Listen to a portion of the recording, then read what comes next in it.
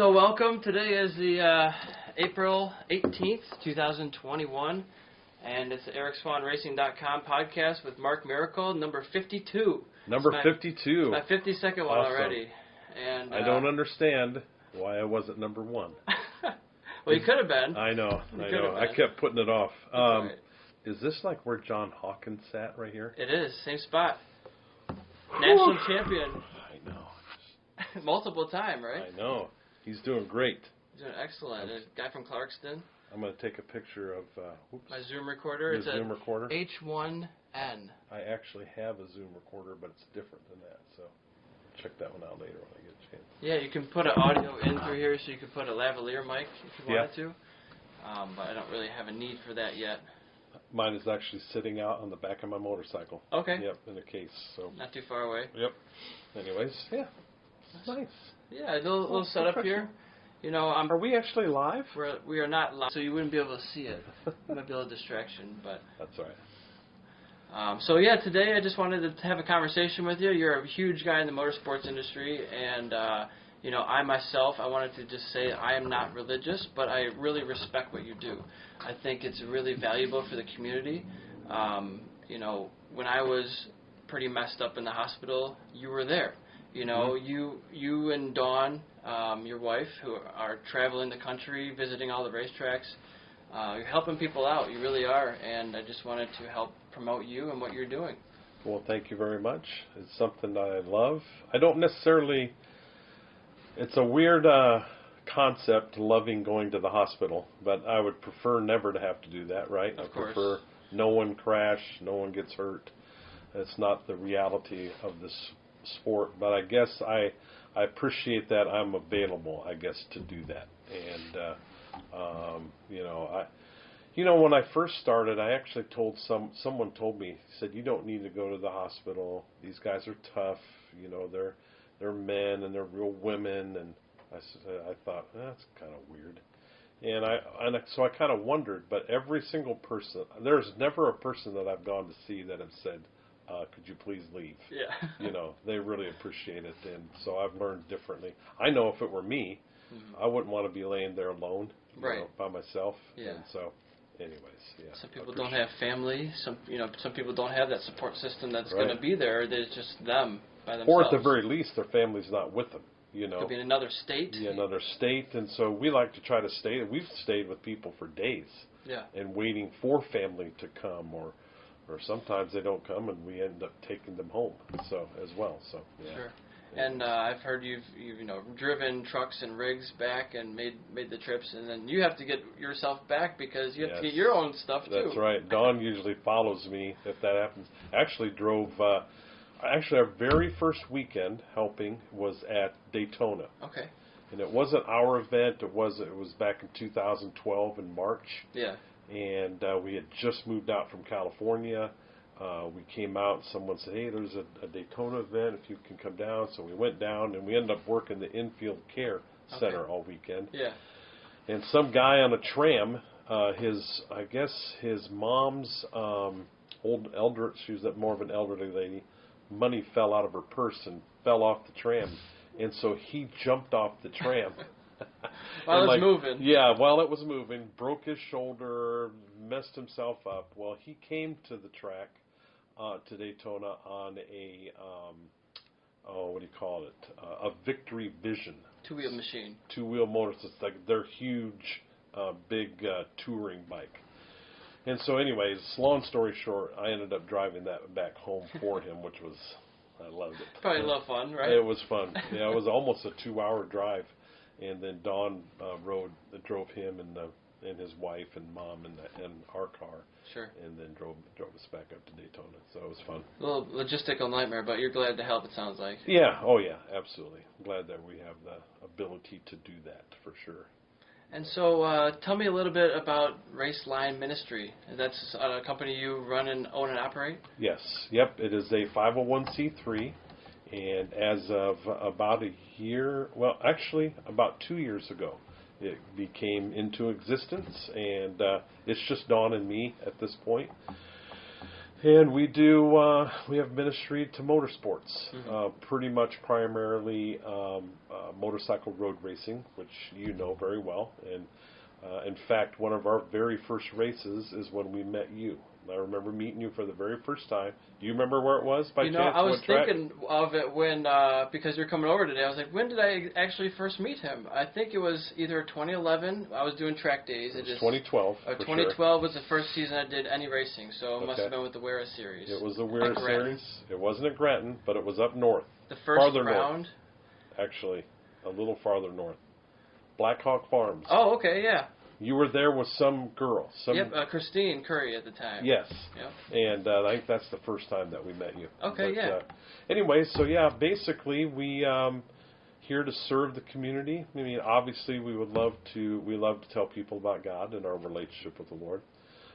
Not everybody's interested, and that's okay. But if that comes up, we'd love to talk about it. But we just like to help. We like to listen. It's not always also about motorcycle stuff, which we talk a ton about that, but all these families and guys and girls that race don't maybe have anybody to talk to. Maybe they don't have a church home or whatever, and so we do a lot of listening to a lot of different issues, a lot of counseling about a lot of issues. We do a lot of weddings. I was trying to figure out how many weddings. I mean, last year I did 7. Oh, wow. Just last year. I've got 3 this year. So I'm thinking that since I've started, I'm pretty sure I've done between 30 and 40 race weddings. That's awesome. In and the are last they 9 years. Actually some of them held at the racetracks, the ceremonies? Yeah, there's a few of them. yeah, it was pretty cool. Some of them like the wives, they're like, no. They're not into it so much? Yeah, we're not doing it at the track. But there are a couple husband and wife duos that comes to mind, like Jason Farrell and his wife, I think, did it at the track. Yep, I'm wanting to say that maybe Ray Rizzo may have married them. I'm not sure. Do you know Heather? Used to be Sysmatic. I think I know the name. And Heather and Jared. Yeah. They're Heather and Jared Trees. Okay. I married them at Barber. Okay.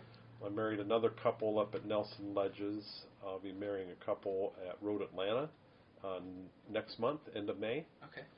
And Dawn and I were talking about that. There's a couple of other people that we married at the track, but a good majority of them, though, were held somewhere else. Yeah, some other place. When I was dating a different girl, we were actually thinking about the Packard Proving Grounds, not far from here, as a location. Oh, is that right? And it's like 6 miles from here. What is it called? The Packard Proving Grounds. What is that? They used to have the Packard Motor Car Company. Packard, okay. Packard. They had a only thing I could think of was Green Bay Packers. Oh, yeah. So Packard, the old car. They had an oval there, along a racetrack, basically 6 miles from here. It's dismantled now. It's all condominiums and things. But part of the track was still there. It's still there today as a historical museum site. Yeah, that's cool. And you can take your bicycle and ride a portion of it. Now, this says something different. I don't know if that mattered to you, that it's saying what that's saying. So. Looks like we have an error recording, so I lost one of my feeds, but we still got a couple of of them all going. Kinds of them around here. I'm trying it today without any power cords, so we'll see what happens. That's right. I've done things, too, where I'm just trying to figure stuff out. So. I think the GoPro might die at about an hour, but it says it's got about 4 hours of memory card, so that's why I got another one back here looking at you, because I'd hate to lose your feed, on the camera. I don't care if I lose me, but if I lose the guest... I'm thinking I don't care about leaving you. The quicker I can get off video, I feel like it would be better for you and everybody else. Well, I was wondering, because you have your own podcast now, and you've interviewed many guests, but yours isn't video? It's strictly just audio. Yeah. I thought about doing it. I thought about doing both, having it and doing one that just went up on the podcast site and another on YouTube, but it was way too much work. And, my time is, it's difficult. So for now, I'm just sticking with the audio. I've done, actually, I think by this, at the end of next week, I will have done 180 podcasts. Wow. Yeah. And I'm in the 40s as far as interviewing people. 40 for something. Guests. Yeah. Yeah. And so that's been a lot of fun. Yeah. It's definitely... And as you know, it's pretty cool. It's every single one that I've had so far except for one has been with a different guest. Oh, okay. So I'm not trying to repeat any guests for a while. Right. And because it's so easy to just have your buddy come on and just stick to that, and then you never reach out to new people and expand your horizons. So, like, I just didn't want to get caught into that little trap. Yeah, I have a couple people that I'll probably do again, just because, you know, in kind of learning how to do this. One of them was Richard Harris, which you know, who you know, and you know, we finished the interview, and then we talked like for another 45 minutes, and I said, man alive, we need that all needs to be on another interview. And he said, yeah, I'd love to do that. The other person is Damian Jagala. Oh yeah, that's a good one. Yeah, I had an interview with him before he went to Spain, and I said, when you get back, we've got to talk about all that happened there. And so we haven't done that yet, which I need to do that pretty soon. But yeah, I'm the same. I prefer just to keep doing new people, and I'm trying to interview like a lot of people that are a part of racing. They may not be a racer, but they might be a part of racing.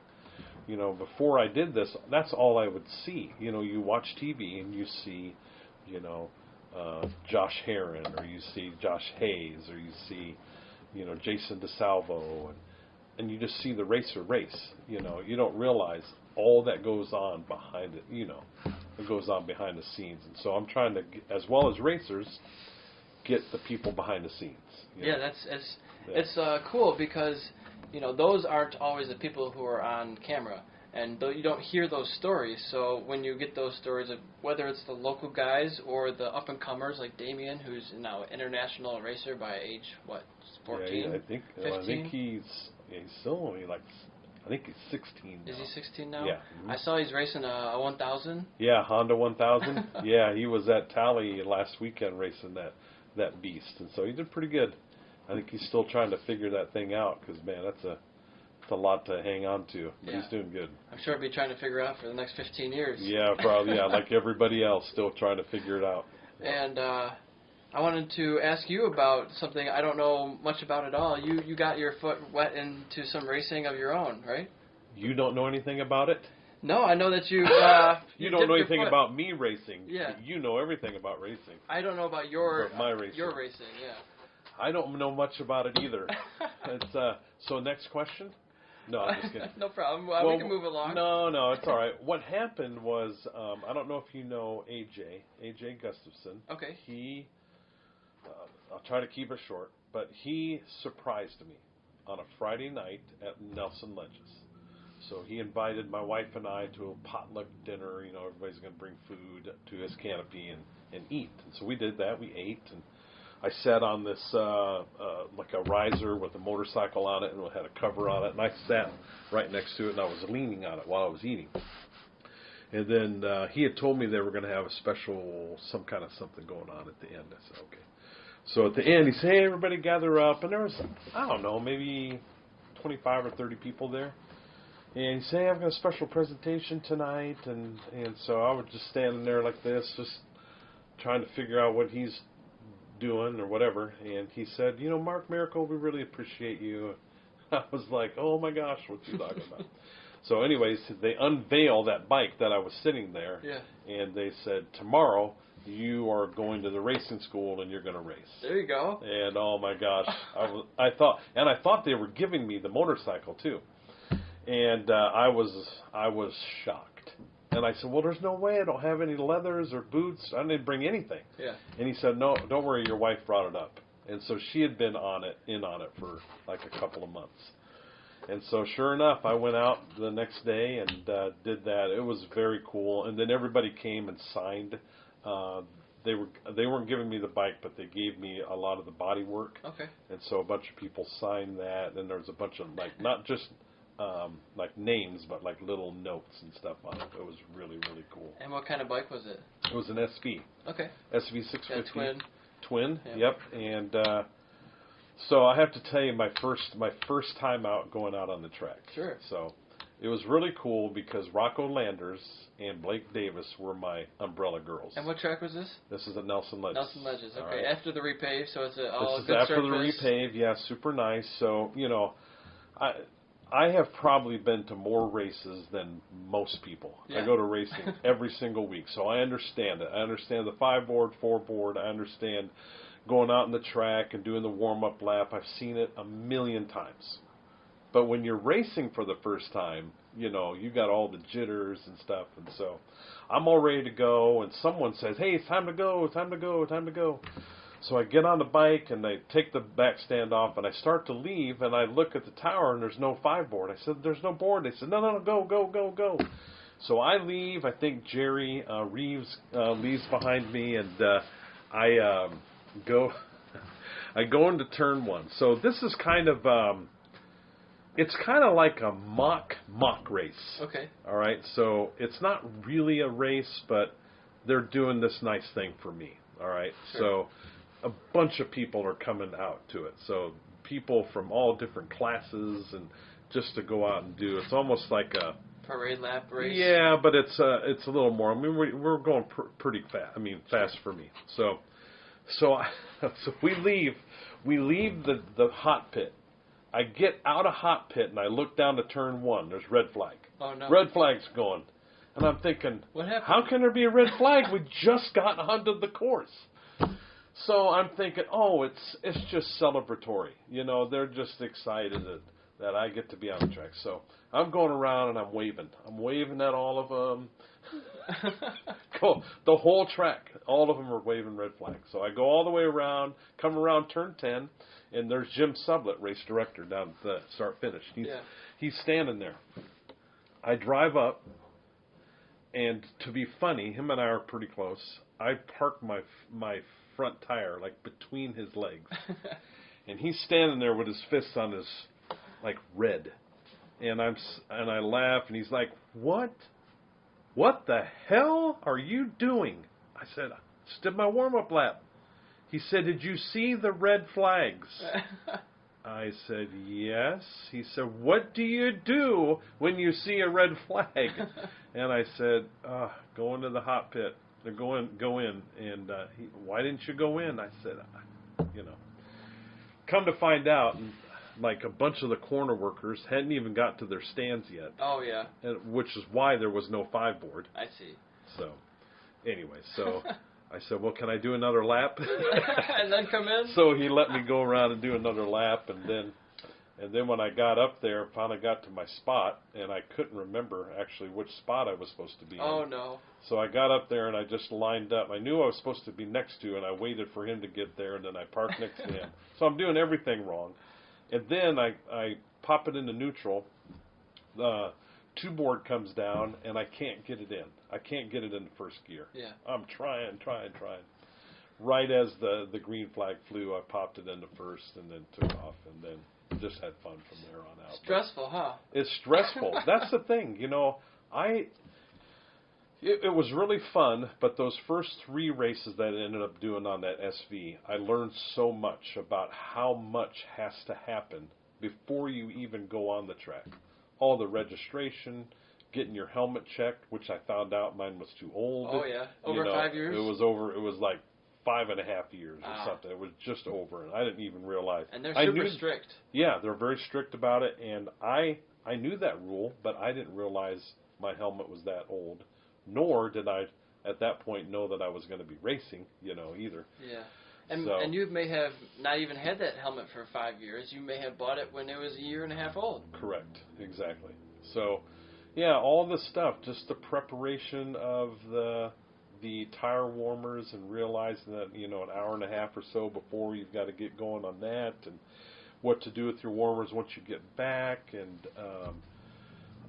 just on and on. So I actually loved all of that. I don't necessarily love doing it myself. I love the knowledge of that and realizing what you, as a racer, for all these years, has been going through that I wasn't really paying attention to. Yeah, it's a lot of things have to line up correctly for your day to go right. And if you screw up one of them, it could screw up the next 3 things you have to do. Yeah, yep, exactly. And I think the other really cool thing is, so it wasn't until, I think when I actually went out and did a real race after I I did do the race school, went through all that stuff. I just kind of did it backwards. I did my mock race, and then I went to the race school. Okay. And then I had to do another race to get through my, the provisional thing. Period, so, 2 weekends. Yep. And so then my third race, they put me in, which was an actual real race, they put me in senior superbike with the SV. Yeah. And they're on 1000s, right? They're mostly on 1000s, some and there were some maybe? 600s, yeah. Maybe a 750 or two. So I made sure I went to as many as I could find and said, hey, I don't have to wear it anymore, but I'm wearing my orange shirt. I'm on an SV. They put me out here because you guys are supposed to be smart and experienced riders and can get around me. And they said, we don't care, just hold your line. I said, okay, all right. Man, I remember racing with guys on 250s in the 600 class, and thinking wow, that guy's going really slow. Oh, that's a different bike, Yes. And just being aware of you can definitely spot a different machine, like a different class bike from the back if you've seen it enough times. Yeah. And you can say, okay, well, I got to watch out for that guy because I have some videos on YouTube just passing people, and the closing speeds are tremendous. Yeah, I know. And it's like, oh, you don't think he's coming up that quick, and then all of a sudden he's right in front of you. Yeah. And you got to be careful sometimes. Well, yeah, and I knew that I would be slower than them. Yeah. I didn't realize how much slower. Yeah. And so, because I'm out there, and I know I'm learning. I'm a super green rookie. But I feel like I'm booking it, Sure. I'm booking it, and I'm thinking, if I can just not get lapped. Well, halfway through the lap, halfway through the race, I get lapped. And when they passed me, it was like I was not moving. Yeah. And I went, oh my word! I just couldn't get over it. I must have said wow 100 times in that race. It was so fun to see that.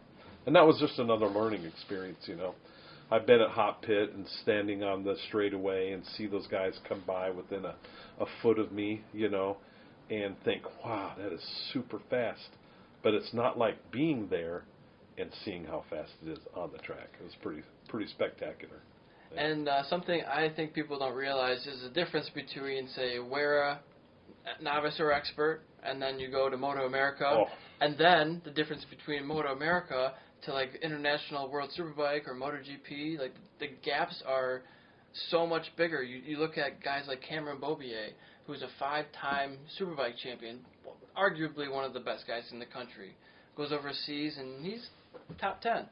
That's very good, but it's maybe top 10 is the best he can hope for when he's first learning the bike. And, it's another level. It's one of those things that I first saw, and I won't mention any names, but we've had some World Superbike guys come and race at Wera, and they come at Wera and they just smoke everybody. And you're thinking, before I saw that, I thought our top Wera guys were just that's it. That's the pinnacle right there, because that's all I was seeing. And they are fast, but then he'd come out and just beat the living daylights out of them. And well, then their time has been kind of passed a little bit, but still fast. Then they would go to Moto America and come in 13th. Right. And that's when I started seeing what you're talking about. The vast difference in levels. And like you said, different guys that have been able to go jump up into either World Superbike and fill in for somebody, or go to Moto 2 or something like that, and then end up, some of those guys that just come in dead last, or whatever. Who are dominating. They're still great. Yeah. They're still great racers, but they're racing at just a different level. I come to think of it as the differences in I come from playing hockey for a long time, so high school hockey to college hockey to professional hockey. There was a kid who played pro hockey and came to our high school hockey practice, and it was like a joke. He was just skating around everybody, scoring without even looking. I was like, what is happening? This is really the level you don't realize until you see it. You see somebody get just slaughtered right in front of you. Yeah. The only time I ever experienced it, other than at the racetrack, was when I played basketball.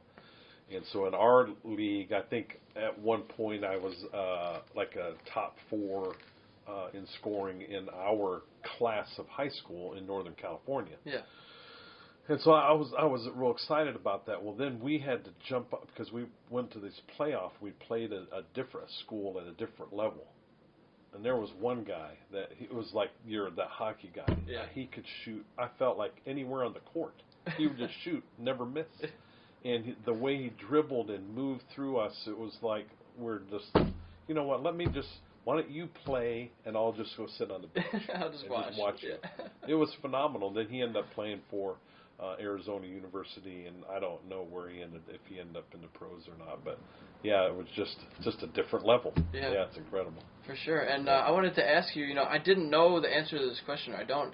My friend asked me, I said, you're coming over and talking about it a little bit. He said, oh, where's he live? I said, I have no idea. He's always traveling. I don't know if he has a house, actually.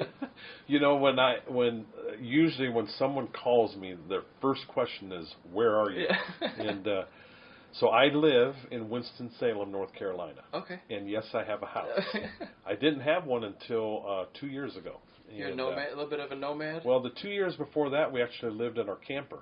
And we were looking for a home, but with how our finances work, our taxable income is super low, and so we can't get an actual real loan because the loan underwriters look at our taxable income and it's like hardly anything, and they say, well, you can't afford a house, but it's not true. Even though that's just the way that it looks. Yeah. And so, but through the kindness of someone who did, he became, it was owner financed. He owner financed for us. And so we were actually buying the home, and that worked out really great. So, yeah, that's where we're at for now. Paying him instead of a bank. That is correct. And actually, he ended up passing away last year, and then it went to his friend, and so now we're paying actually him. It's the same setup. It's just different person. Different owner. But, yeah, different owner. Okay. Yeah, working out really good. Very good. That's a good question. You said you were in California before? I was. And do you miss being out there? Nope. Is it population density? No, it's just crazy. It's just, I think, crazy politics, crazy... I think the two things that is politics, well, I'm not going to get into all that stuff, but the other issue is money. I mean, it is expensive to live out there. High tax rate, high cost of living, high housing, high fuel, high everything. Pollution. High pollution in some areas, not in all the areas. What I do love about it is the weather. Yeah. The weather's great. And there's a lot of great people out there, too. I have a lot of friends. I got family out there. The weather's awesome. I lived out there for a total of 23 years. Okay. And lived in different parts of California and Southern California and the L.A. area. Lived in the Bay Area. And what I loved about it is I could ride my motorcycle. Any time of the year. Anytime. I rode it every day of the year. That was my daily ride, and I put a lot of miles on the motorcycle there. And so, yeah, that part of it I really like. And I like to go back and visit, but I don't miss living there. Yeah. Not a home base anyways. Nope. It's been on my radar some place that seems like a great place to live, aside from the high cost of living and high cost of the housing and all that stuff. So I guess it's not maybe the best place to live. Well, it's the neat things are there's so much there. I mean, when I lived in Northern California, I was about 30 minutes from the ocean. Okay. And maybe, I can't remember for sure, probably 2 hours to the Sierras. 2 hours you could be snowboarding and skiing, or you could be laying out on the beach in 30 minutes. That part's cool. It's got so many neat things. I really like Hollywood. Yeah. I lived close down there, and we would go down there, and we would often see movie stars and just go up and introduce yourself and say hi, meet them and chit-chat a little bit, or just seeing all that stuff. I love watching TV and movies, and so anytime I was there and see someone that you would see like on TV, that was just kind of cool to me. Pretty surreal. So, yeah, kind of surreal. And just a lot of history and kind of cool things there, but yeah, the living part of it and all that, I'm super happy to live in North Carolina. Yeah. for sure. And so, what series do you guys follow? Is it more a la carte? I'm going to just go to whatever rounds I feel like, or is it I'm going to do all the WERA, all the Moto America, some AFT? Yeah. So our biggest priority is WERA, because that's where we started, and so there's a lot of racing there, and so racing is our priority. So I go to pretty much all of the WERA events except maybe a couple every year. And that's usually because there's sometimes 2 WERA races on the same weekend, one in the north and one in the south. Yeah. So I've got to pick one or the other. This year, just to try to help out Moto America, and also because there's quite a few WERA people that are racing in Moto America now. Yeah. I wanted to try to be at all of those events because Moto America has never been able to have, in probably maybe 5 or 6 years, they've not had a regular chaplain there. That's the same guy all the time. It's kind of sometimes me, sometimes it's Ray, sometimes it's Tony, sometimes it's John, and we wanted to try to set some consistency there. So I'll be at almost all of the WERA rounds, which is around, I think, 16 race weekends, and then 10, counting the tire test, 11 weekends with Moto America. Okay. And then I've jammed track days in between those. Yeah. Yeah. Are you riding at any of those? Do you have any plans to do that? Not, yes, at WERA. Probably not Moto America. Not yet, That's anyways. never going to happen. Not with that attitude. Yeah, I know. Well, it's I love being a chaplain. Yeah. You know, and I know racers love to race, and I do too. I'm super competitive, but I will never be able to put in the time to race at a real high competitive level. I just don't have the time. Nor that's not what I want to do. Sure. I like to race, but I would like to race. So, like last year, the racing community. Well, one person gave me a Gixxer 600, his race bike. Yeah. And then with Brian Van's help from STG and a bunch of other people who donated a bunch of stuff, they made that bike super nice. And Chad McCauley, you know Chad? Yeah, of course. Chad painted it for me, and it looks amazing. Yeah. It's so cool. I just saw some body work he posted today for his two-wheel Yes. Detroit team. Yep, I saw that too. And he just did a fantastic job. And so I only got to race that thing once last year. So far. Last year. That was just last year, one Okay. time. So this year, I've got to fix the clutch, and once the clutch is fixed, I hope that I can be to race maybe a little more consistent so I can get better. And the guys love it when I go out, and they love beating me. The worst thing that they do, I hate it. It makes me smile, but I hate it, is when they pass me, they always wave, and I can't stand it. Yeah, it bugs me. I remember Eddie would kind of wave a little bit. He would do that, give a little wave. Like, what are you doing? He's saying, goodbye, see you later. No, it's usually like, good job, but I'm like, why are you waving to me? Like, I'm trying to race you. No, it's great. I don't really hate it. Just my competitive spirit. I would love to be passing them and waving at them when I go by. Yeah. But so hopefully I can do it a little more consistent. And it's fun to be out there. You know, I think the guys appreciate. I think how much. You know, I'm coming as a chaplain, but it helps them to. I think to know that I appreciate the racing and all that aspect of it, and I truly do. Yeah. So what do you think, or how can you describe the level of intensity between the difference of track days versus your first novice race? Oh. Like the on-track, not collisions, but clashes? Yeah, it's now so I haven't raced enough to really get into that, but yeah, it's a way different level. It's you know, when you go out on the track, except for the very first couple times, you're super nervous. But after that, you just get on your bike and you just go out there and you're working on different things and trying to do stuff, and you're just thinking about pretty much yourself. You're watching other people, but when you're racing, it's like the senses are heightened 100 times over. Yeah. Am I right? Oh, yeah. Yeah, you're way more nervous, you know. I don't know. But what's, the other thing that I saw real quick, when you're nervous until the green flag flies, and then those nerves go away, and then it's just focus on trying to do the best job that you can and not be an idiot, and just, work your race. And, it's a whole different level. Now, people think that motorcycle racers are these crazy people. They must be listening to heavy metal music right before and just, going crazy in their head. But the reality is, for me anyways, I was always trying to, shut my eyes and calm myself down and, focus on my breathing and just get my heart rate down and no music or anything for me, at least. Are you similar? Yeah, like I said, I'm so new. I don't have any pre-race things yet. Maybe pre-riding before track days. Yeah, I think I can tell you what I've seen. I've seen the whole gamut. I've seen guys that look like there is no possible way they can even ride a motorcycle, let alone race. But when they get on their bike and they get on the track, they are like an animal. Yeah.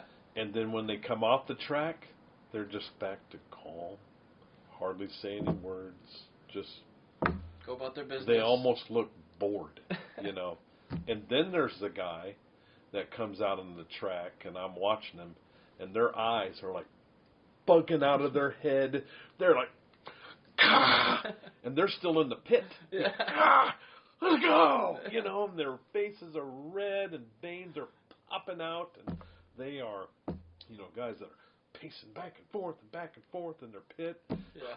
Hopping on their bike, getting all go, and then even them, when they get on the track, they kind of settle into it, and then there once in a while you'll see a guy that's just wild out there, and you're thinking it's just a matter of time, and sure enough, he'll dump it real bad, or because of that, he just can't chill out. Calm his own mind down a little bit. Yeah, so I think a lot of people are different. There are the guys that get on. They've got you. I go up to say something, and I'll see their eyes are closed and they've got their earbuds in, and so I'll just tap them on the shoulder and keep on going because they're trying to, or they're some guys. I'll see them. They'll be literally sitting on their bike, back on their rear stand. Their rear stand's still on, hands on the thing, and they're going.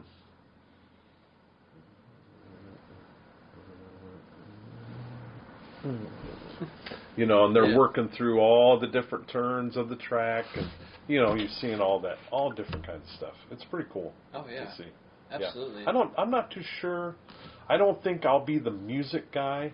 I think I'll probably be more that guy, just sitting on my bike, just need some quiet before I go out, and think about the track and think about some of the markers and different things that I'm going to be.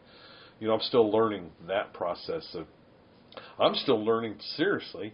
On my FJR out here, when I need to know what gear I'm in, I look down and it says 4. On my race bike, there's nothing. So I'm like, what the heck gear am I in? I go into the into 6th gear, and like, oh, I'm already in 6th gear. Yeah. After a while, you just know in your head, based on your speed and RPM, what corner you're in, you should know what your gear you're in. But that comes with time and practice. I figured that, and the interesting thing with that was when I went from the SV to the 600. Yeah. And what's weird is I've had 4 races. Okay. 4 total races. Every one of them has been at Nelson Ledges. Yeah. So when I would come out of turn 4, there was, I don't remember now, but there was a certain gear that I was in on the SV. And it changes from bike to bike. I didn't know that until it happened. When I got in the 600, I made sure I was in that same thing, and the 600 was going, whoa. It was bogging down. Whoa. I'm like, what the heck happened there? Yeah. And it just didn't click. And I did it again, and that was during the practice. Yeah. And I remember coming in, and I mentioned it to Mike Davis. And he said, well, you're in a 4-cylinder now, not a 2-cylinder. You need to rev that thing up. You need to try to... His words were, you need to try to blow up the engine. And it clicked, and man, I went out, and it was a gigantic difference. Oh yeah. And, yeah, so it was so cool to come out of that back carousel with actually some power. With the engine screaming. Screaming, yeah. So that was cool. It was, just learning stuff that I need to learn. I kind of really know.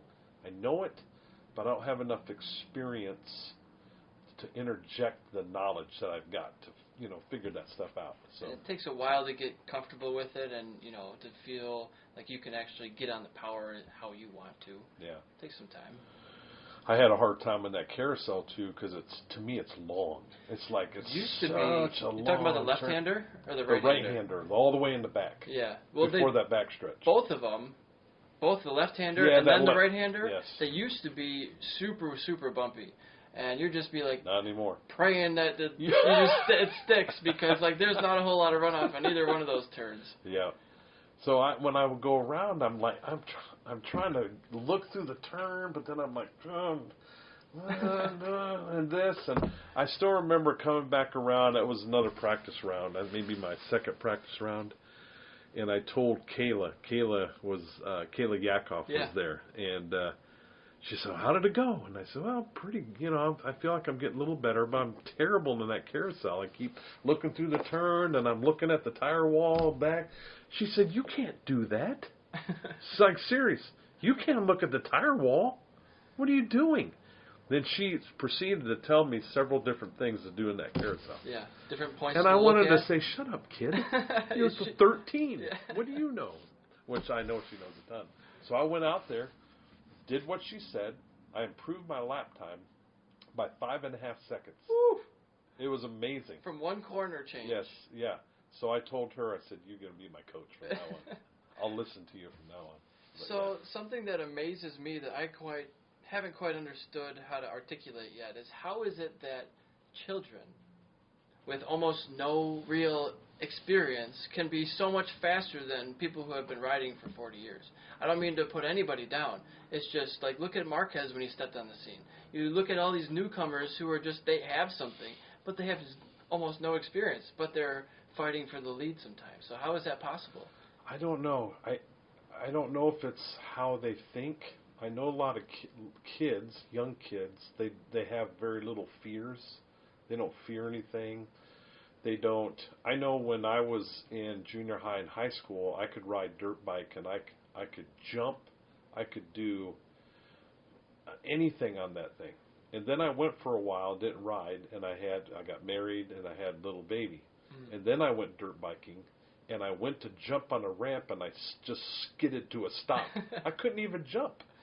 Because I think because I started thinking about, well, if I crash and I can't go to work, then I can't take care of my baby and I can't take care of my wife. And you have all those thoughts where a kid doesn't. He doesn't. But even that, there's some kids that aren't very good. Yeah.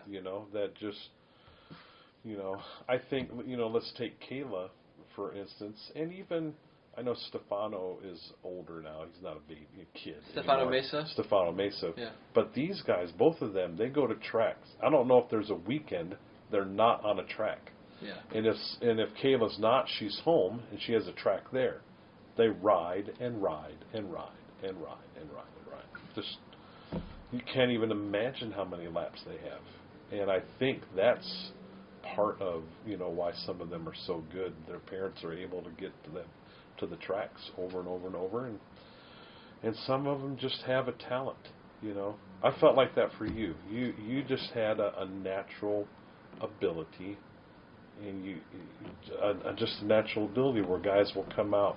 There was a guy in track day. His name is Skylar. He came and Skylar Kopp.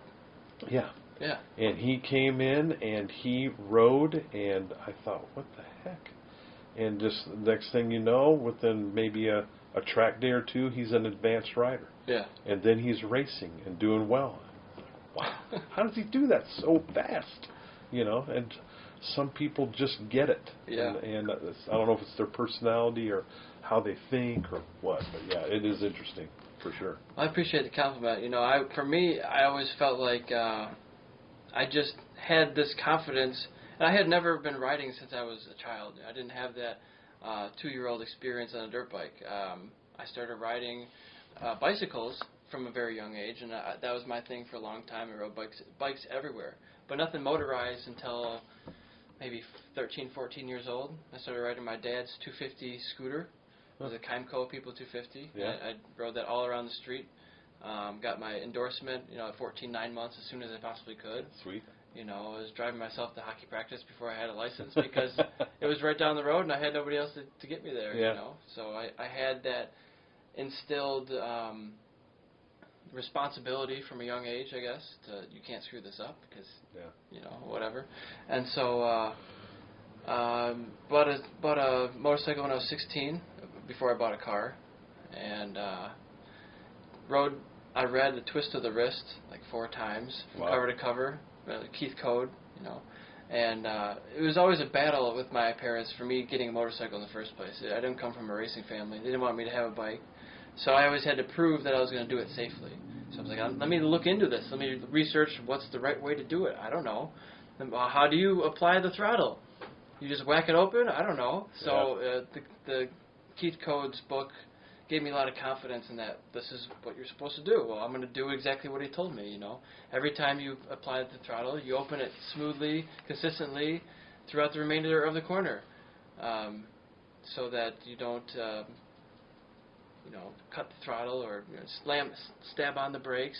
You got to be smooth with your controls. And learning those things, even from a book, for me that helped. Because I didn't have the real world tools to apply it at the time. So once I was able to get a motorcycle, I was like, I already know what to do with this. Do you miss it? Absolutely. Do you miss racing? Absolutely. Are you ever planning to come back? Yes. Yes. Okay. Yep. So right now, what's it going to take? Is there some steps that you want to see done in your life before that happens again? Yeah. I mean, I could get back to the track tomorrow, but then I'd blow the rest of my money. Yeah. So I'm trying. You want to be a little more financially. Yeah, it all comes down to money. Yeah. I'm trying to buy a house. Okay. Trying to buy a new truck.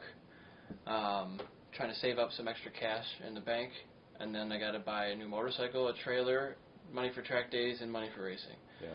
So it's like those things I just mentioned. That's like $100,000. Yeah, it's a lot for a down payment, a truck, racing. That's like $100,000. So I'm trying to build my business, EricSwannRacing.com. It's doing really well right now. I think I'm on pace for the best month I've ever had. Awesome. And I'm still working a normal job, 6 to 2. And then I come home and work my business from 2:30 to question mark. Or yeah, usually whatever it takes. Usually 6 o'clock, and then I stop for dinner, and then relax for an hour. And then you play on PlayStation. Sometimes. Yeah. Yeah, sometimes. How much money is that costing you? Well, I don't have to pay for it anymore. I already paid for it. No, I mean when you could be working, but you're. Oh yeah. Well, so I'm joking with him because the first thing he had me do when I walked in his house was sit down on this cool seat with this awesome steering wheel, and we played. What do we call it? It's just Gran Turismo. Gran Turismo. Yep. That's what I thought it was. Yep, it's Gran Turismo for a PlayStation 4, and I have a Fanatic wheel and pedals with a base and racing seat and all that stuff. Oh my gosh, it was a blast. Here's my justification. I'm not racing for the next couple of years, so I'm going to buy this sweet rig so I can practice and still be fast and prove that I can. And without killing yourself too. And not spend $30,000 a year at the track. Spend $2,500, $3,000, and have that for 10 years. That was a lot of fun. Thanks for letting me do that. You're welcome. Cool. I always like to have people try it out. A lot of people think it's like Mario Kart. You don't have to brake for racetracks if they're not familiar with it. I'm going to back up and answer something else. You said how these kids come in and do so good. You know what a little bit of it is, I think, is I was thinking about how that a couple years ago I got to go to the Yamaha Champions Riding School, and I rode out at the Indy Raceway in Arizona. And I'm out there riding. There's a ton of stuff we learned. It was super good. And thankfully, because there's no other way, someone invited me, and I said, oh, okay, cool. So I got on and looked at the price. Yeah. And said, well, that's never going to happen. Probably like $1,000 or something. It's $2,000. Wow. For 2 days. That's if you use their bike. Okay. It's a little bit less if you bring your own bike. Yeah. But it costs a lot to get there. But I tell you what, someone paid for me to go. If you are someone of means and you have money, I can guarantee you it's worth every single penny. I mean, there were people there at all different levels. And so just real quick, one of the things that I really struggled in, at least I didn't think I was struggling in it, is going around the track, and we would stop and work even on the track and different things, and they'd say, Mark, you gotta get your butt off the seat. Okay, body position. Well, literally, when I went there, that's what I wanted to work on. So I thought, I'm going to do this so no one has to tell me. Well, then that's the first thing they tell me. Get your butt off the bike. And in my mind, I thought, what's he say? What's he know? Yeah. My butt is off. I feel like I'm dragging my butt on the ground. So I ride again. I'm working on it. The second time, they tell me, yeah, Mark, you gotta get off the seat. And now, I'm not saying I'm like, okay, smiling, put my chaplain smile on. In my mind, I'm like, these guys are nuts. So later on in the day, we have it's video time. Okay. So we go in this classroom. Everybody gets in the hot seat, and they show the video on the big screen. Like a community setting? Yep, and there's, 20, 22 people there, and they're all watching you or another person get critiqued while they're going around. They'll stop and go, hey, that was really great what you did there. Sure. Okay, look at him as he goes through the turn, blah, blah, blah, this and that. Maybe you should hit that apex a little bit sooner or later, whatever. So they get me up there, and in my mind I'm thinking, now they're going to see. So they show the video. I'm going through the turns. Literally, my butt's on the center of the seat. I was blown away. I was blown away by how wrong I was. And I literally thought my butt is completely off the seat, and it's completely on it.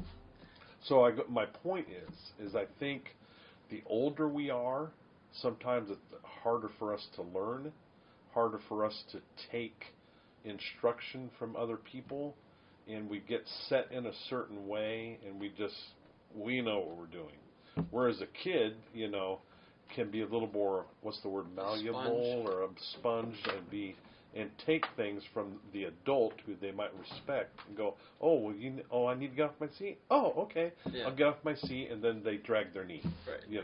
Well, so for me, I thought it was so valuable to have the video, but also the photos. Just to see photos of yourself, get those first track day pictures, and you think you're killing it, and you're like in the middle of the seat, like not even leaning, doing one of these. Like, oh no! I hope nobody sees that picture. When everybody saw you doing it, during the whole day long. For sure, and then you don't realize what you're doing until you see it from another angle. And so, what helped me a lot for getting my body position to where I wanted it was to feel like a cartoon character. Act like you're doing it to the nth degree possible. Like accentuate it as far as you possibly can, because that's really what the top guys are doing.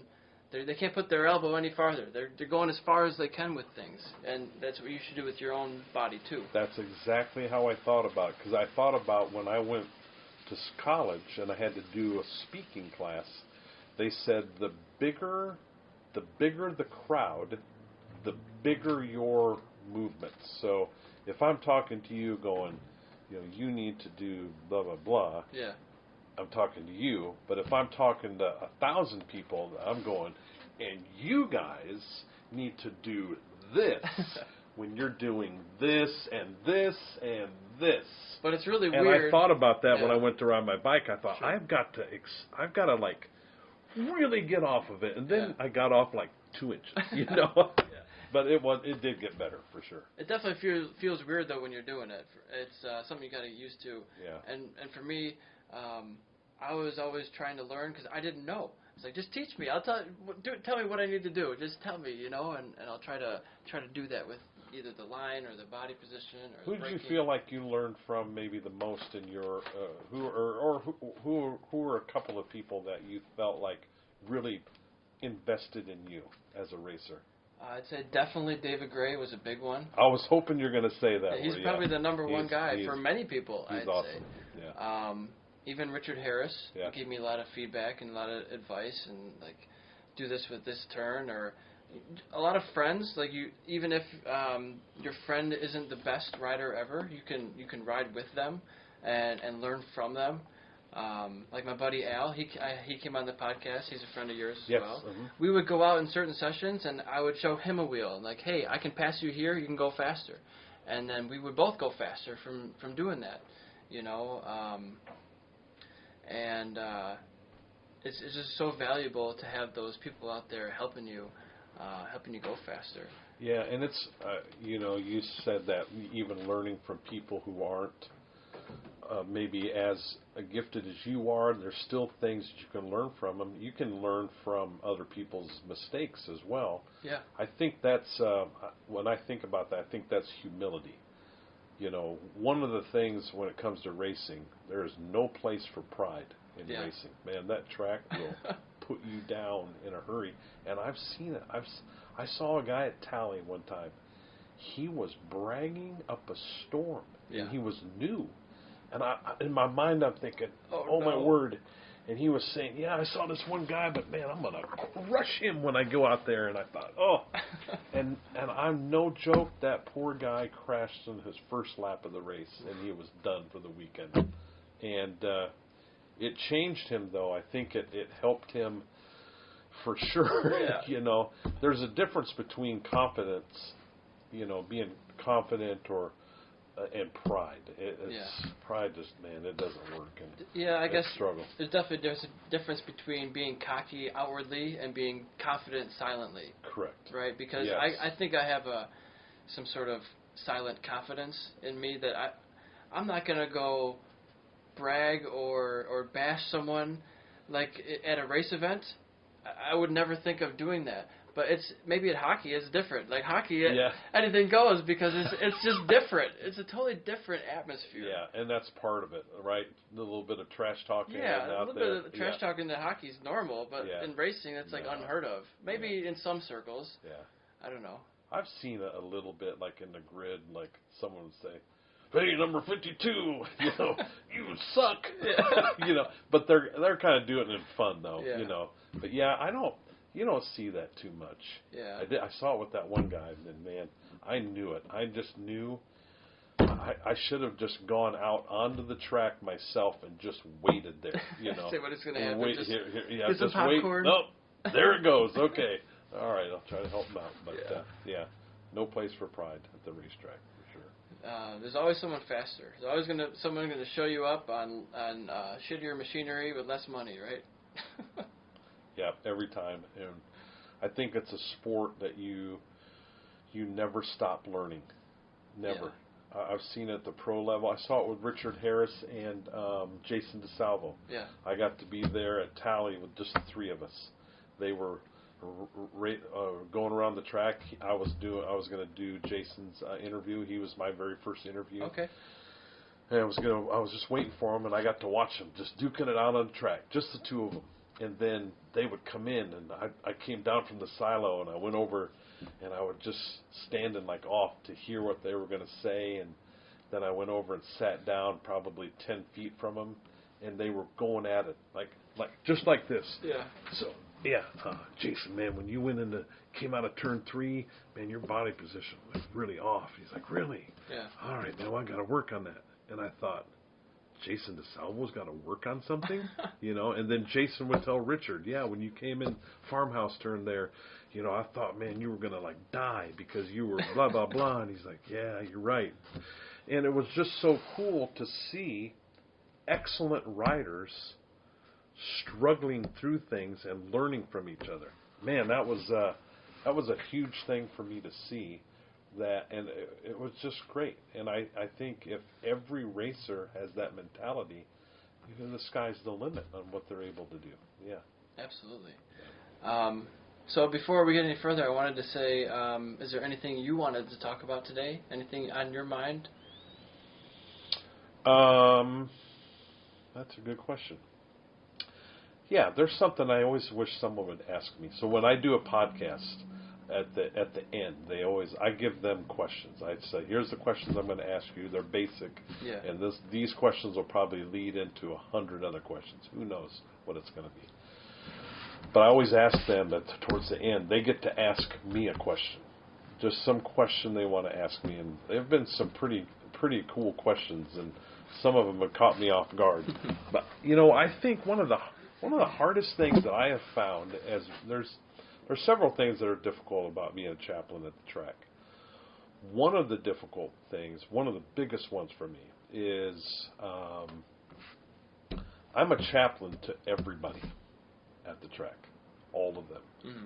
Every racer, every official, every owner, track owner, every corner worker, whoever I have contact with, I am a chaplain to them. And my goal, if I can, is to serve them, help them, love them, whatever. What really gets difficult is if you come to me and you say, Joe Schmo over here sold me a bike, told me it was one way, and it wasn't. That guy lied to me. He ripped me off probably $6,000. I don't know what in the world I'm going to do, but I'm telling you right now, I hate that bleepity bleep bleep bleep bleep. Sure. And I've gotten that type of thing many times. I've had other situations where, someone's super angry at so-and-so because they did such and such to them. Well, then they see me going over there, or they'll come into a restaurant, and I'm having dinner with that person. And that really ticks them off. And that's the hard part for me. It's, I'm there for every single person, no matter, they could be doing the dumbest, stupidest stuff, but that's why I'm there. Right. I'm there to try to help them if I know what the situation is. Sometimes I don't always know that, you're ticked off at so-and-so because blah, blah, blah. What's the chaplain spending time with them for? Well, I'm spending time for them because we all need help, right? They think you're double dipping, right? But in reality, you're just, if they're really the person with a problem, so to speak, then they need the help more than the person who's complaining about the person. Yeah, but it doesn't even mean that I'm even sometimes aware of it, or that I'm with that person to try to fix that certain problem that you have with them. That's not what I'm doing. Right. But that's a hard thing for me, Balancing those friendships versus the drama. There you go. Yeah. And so that's always a tough thing, and I think one of the things that I'm trying to wade through is I don't have the gift of administration. I am not a super organized person where I've got all my ducks in a row. I like to live by the seat of my pants, and sometimes as a chaplain, that can be a good thing because you never know what's going to get thrown your way or what's going to happen. And someone who's organized can't stand that because they like things, don't throw that at me because I'm doing this right now, But when we have ministry, probably when you think of Moto America and all the different aspects and people there, WIRA, all the people and different aspects of all the people at the track and all the different track day things and all the different people that come to those things, and not counting fans, there's probably close to 3,000 people. Wow. And so over a course of 9 years, you're developing relationships with as many of these people as you can. Yeah. And they're coming at you from all different angles and asking for help with this, prayer for this, that type of thing, which I love. Yeah. Put it in Brian Van's words, 100%. 100% love that and would never want that to stop, ever. Never. It's growing for you? But it's sometimes trying to keep track of all that.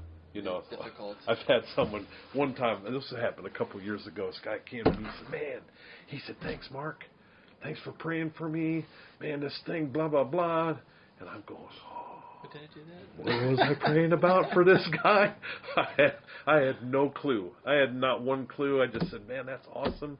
Glad God answered prayer, and you're doing great. But I had no earthly idea what he was talking about. Sure. And I felt horrible about that. But so those are the things that I'm trying to do, just different things organizationally at home to keep track of those things so I can do a better job at following up and following through. Sure. So, but yeah. Makes sense. Those are just some of the little challenges.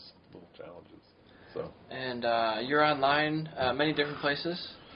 Yes, meaning exactly what? Where can people find you? Oh, okay, yeah. Content? So there's Raceline Ministry, and it's not. Sometimes people call it ministries, like IES. It's Plural? just ministry Okay. with a Y. RacelineMinistry.com. They can go out there and it's got my phone number. If you want to come rob my house, you can do it. It's pretty well actually. My house is pretty secure. You might die or something if you actually came in there when I wasn't there. Booby traps? Yeah, there's booby traps everywhere. I can see you. I have cameras everywhere. I actually do. So I'll get you. I'll find you whoever you are. No. But anyways, I'm easy to find, and the podcast. If you're interested in the podcast, it's actually called Raceline Podcast. So if whatever podcast thing you like to listen to, you put that in the search and it should pop up. And Spotify, Pandora, Apple, iTunes, all that. Yep, all that stuff. It's on all of that. And we do different things on there. So I always do a chapel service every Sunday, whether I'm at the track or not. It's always at 10 o'clock Eastern. So if you're interested in that kind of thing, then I put that on Monday. Tomorrow it's not going to happen because I'm going to be driving home, so it won't go on until Tuesday. And then Thursday is a little Bible study that pops up, and then Saturdays are when there it goes. But we still have that camera, right? I think so. Maybe? Yeah, we're still good. Still going. So, and then the track talk is what I call the thing, kind of what we're doing. Yeah. Comes up on every Saturday. Okay. So. Trying to stay consistent with it. I try to stay very consistent. That's what the podcast people say. Figure out a time and then do it the same every time. And so that's what I'm trying to do. It's not always very easy with the schedule, but I've been able to stick with it pretty well. You know, when I first started, I said I'm going to post one every Friday, and that didn't happen. I mean, I did actually more for a while than I planned on doing. It's a lot of work, really, isn't it? It is, I mean, just to think through what you want to do at the interview, and then just doing the interview, and then especially with you've got to do some video editing. Yep. You know, because there's certain things maybe get said and you don't, or whatever, something happens and you got to find that and edit it out, and then you got to upload it, and it's challenging. So for me, I mean, I haven't really been doing much editing. All I do is like splice the beginning and the end, and then throw in my little intro. Mm-hmm. But for the ones that are via Zoom are actually way easier to do because there's only one camera angle. You're not switching the cameras. That's true. And for this one, I'll be melding 4 videos and audio together. Okay. Which you just press a button and they usually sync together, oh, and then you can just change the feeds. What software do you use for that? DaVinci Resolve. DaVinci Resolve. It's all free. Okay. It's just a free download, and I use it on this one, my main laptop. And then you just switch the feeds once it's all synced, but then so it'll have to take as long as it took you to record it to edit it, because you have to go through and manually switch the feeds. But yeah, I think the interviews just like this has been fun because there are people that I thought that I knew pretty well. Yeah. And when I did the interview, I thought, oh my gosh, I didn't know this. There was like a ton of things I did not know about them, like big things. Sure. And so I've really liked it, and it seems so far that the community is really liking it as well because they're the same thing for them. You know, at the track, as you know, there's very few times that you can sit down with one person and talk for a while. Yeah. It's just little sound bites that you get, right? Little snippets here and there. Little snippets here and there. Once in a while you do. You know, during the evening you might be able to sit around but a lot of times you're sitting around with 5 or 6 people and you're just it's just little tidbits here and there. Yeah. And so anyways, but that's been a fun part, doing that. Yeah. Challenging. Very different, for sure. Yeah, at the track it's much more disjointed, and you're just trying to get things done and then eat and then go to sleep, and then some people leaving for hotels. Yeah, especially if it's racing, too. People are focused on racing. Yeah. And that's the way it should be. You know, so. But anyways, so I've enjoyed doing that. It's been a good thing. It's just a good discipline for me to have things that I've got to have done at certain times, and you know, the studying part of it for me when it comes to doing the Bible type things have been, you know, good. I've learned a lot from that. So, anyways, it's good. But yeah, it certainly is a challenge sometimes, especially now that racing's like going full on. Just starting up again. We've been going for a while. This is my really my last weekend that there's no racing until I think the third weekend of August. Okay. So the rest of the weekends are completely full up into that, and then I go again. There's no break from that weekend until I think the first weekend of December. Oh wow! So, yeah, it's crazy. Full on. Full on. 100%. 100%. Yeah, 100%. So yeah, my plan is I'm just saving up a bunch of money, trying to buy a house, buy a truck. My next motorized purchase is going to be a dirt bike. I'm planning on getting a 50cc. Oh, and sweet. There's a local kart track 2 miles from here that I'm probably going to, they have timing and scoring. And like Jeff O'Barry and Carl Soltez, they all race there, and John Hawkins. Oh, nice. And I think Christy Lee does that sometimes. And that's pretty good training, too. It's phenomenal. Like, I haven't done it yet, but all my friends do it, and tons of racers do it, and it's very cheap. Devin Perlinfine used to do that, I think. Yep. And they've all told me, like, you need to do this. It's super cheap. Like, you can buy a brand new bike, 2021, for like $1,600. Oh, wow. And put some, street tires on it, maybe change the handlebars, and you're good to go. A lap timer, my lap timer. I might get my own separate lap timer so you can see, the data. Yeah. And I sell those now through my website, Nice. so I can get at least cost on it. Yeah, that's right. So yeah, I plan on getting a 50 in the next couple months, and then a 150 or a 100, like an XR 100. I lost that one too. How old are you now? I am 29. Just turned 29. 29. So, if you could choose a time, well, I mean, you'd come back tomorrow, like you said, but when it comes to road racing, is there a certain timeline? Would you like in a year or 3 years or 2 or 4? So ideally, if you could choose that time frame, if I could choose, what would it be? It would be tomorrow. Yeah, I know that, but realistically, what my plan is, if nothing changes with my job, and I have 2 renters now, and I hope to buy a house and have more renters, more rooms to rent, type of thing. That's the goal. I hope, and I shoot for mid-23. I should be doing track days again, with the goal to do a full season in 2024. Okay, so good. So it's on the schedule already. 3 years. 2 to 3 years. 2.5, 3 years. Awesome. I should be back at the road racing scene if nothing changes, and if nothing changes with the acceleration of my business, which I expect it to. This month, I'm on pace for $15,000 in sales this month. Oh, wow. Which is my best month ever. Awesome. I've just been able to hit 5-figure months recently, which is huge for me. Good. Are you doing this and just by yourself? Pretty much. I've had family members volunteer help here and there, but right now it's just me, and I have one other guy in India who is working full time. Oh, wow. So we're in constant communication, 5 days a week, back and forth, and what I'm. How did you meet up with that guy? There's companies that do that just offer online virtual services. And that's worked out pretty good. And it's been working for over a year now. Great. And awesome. it's because I can't do everything myself. There's a certain point where it's just like I can't do it all. Yeah. We have access to 11,000 products through my business that I just don't have all of them listed for sale because it takes time for each individual one. I was going to ask you how long you can do this without getting more help, So it's pretty exciting because actually the model that I'm choosing, the whole dropship model, is eventually, I think, automatable to a certain degree. Like the whole point of me doing this particular model is that I believe it can be automated to the point where I can walk away from it and monitor it at an arm's length and not have to be in the daily operations of it, because I've already written and compiled I think it's 80-page manual for every single thing that I do for the business. I don't need to physically do it anymore. So I can teach someone else if it's written down, if it's repeatable, it's on, there's, how do you do this? Oh, look at page 14. I don't have to sit there next to you and teach you how to do it anymore. Yeah.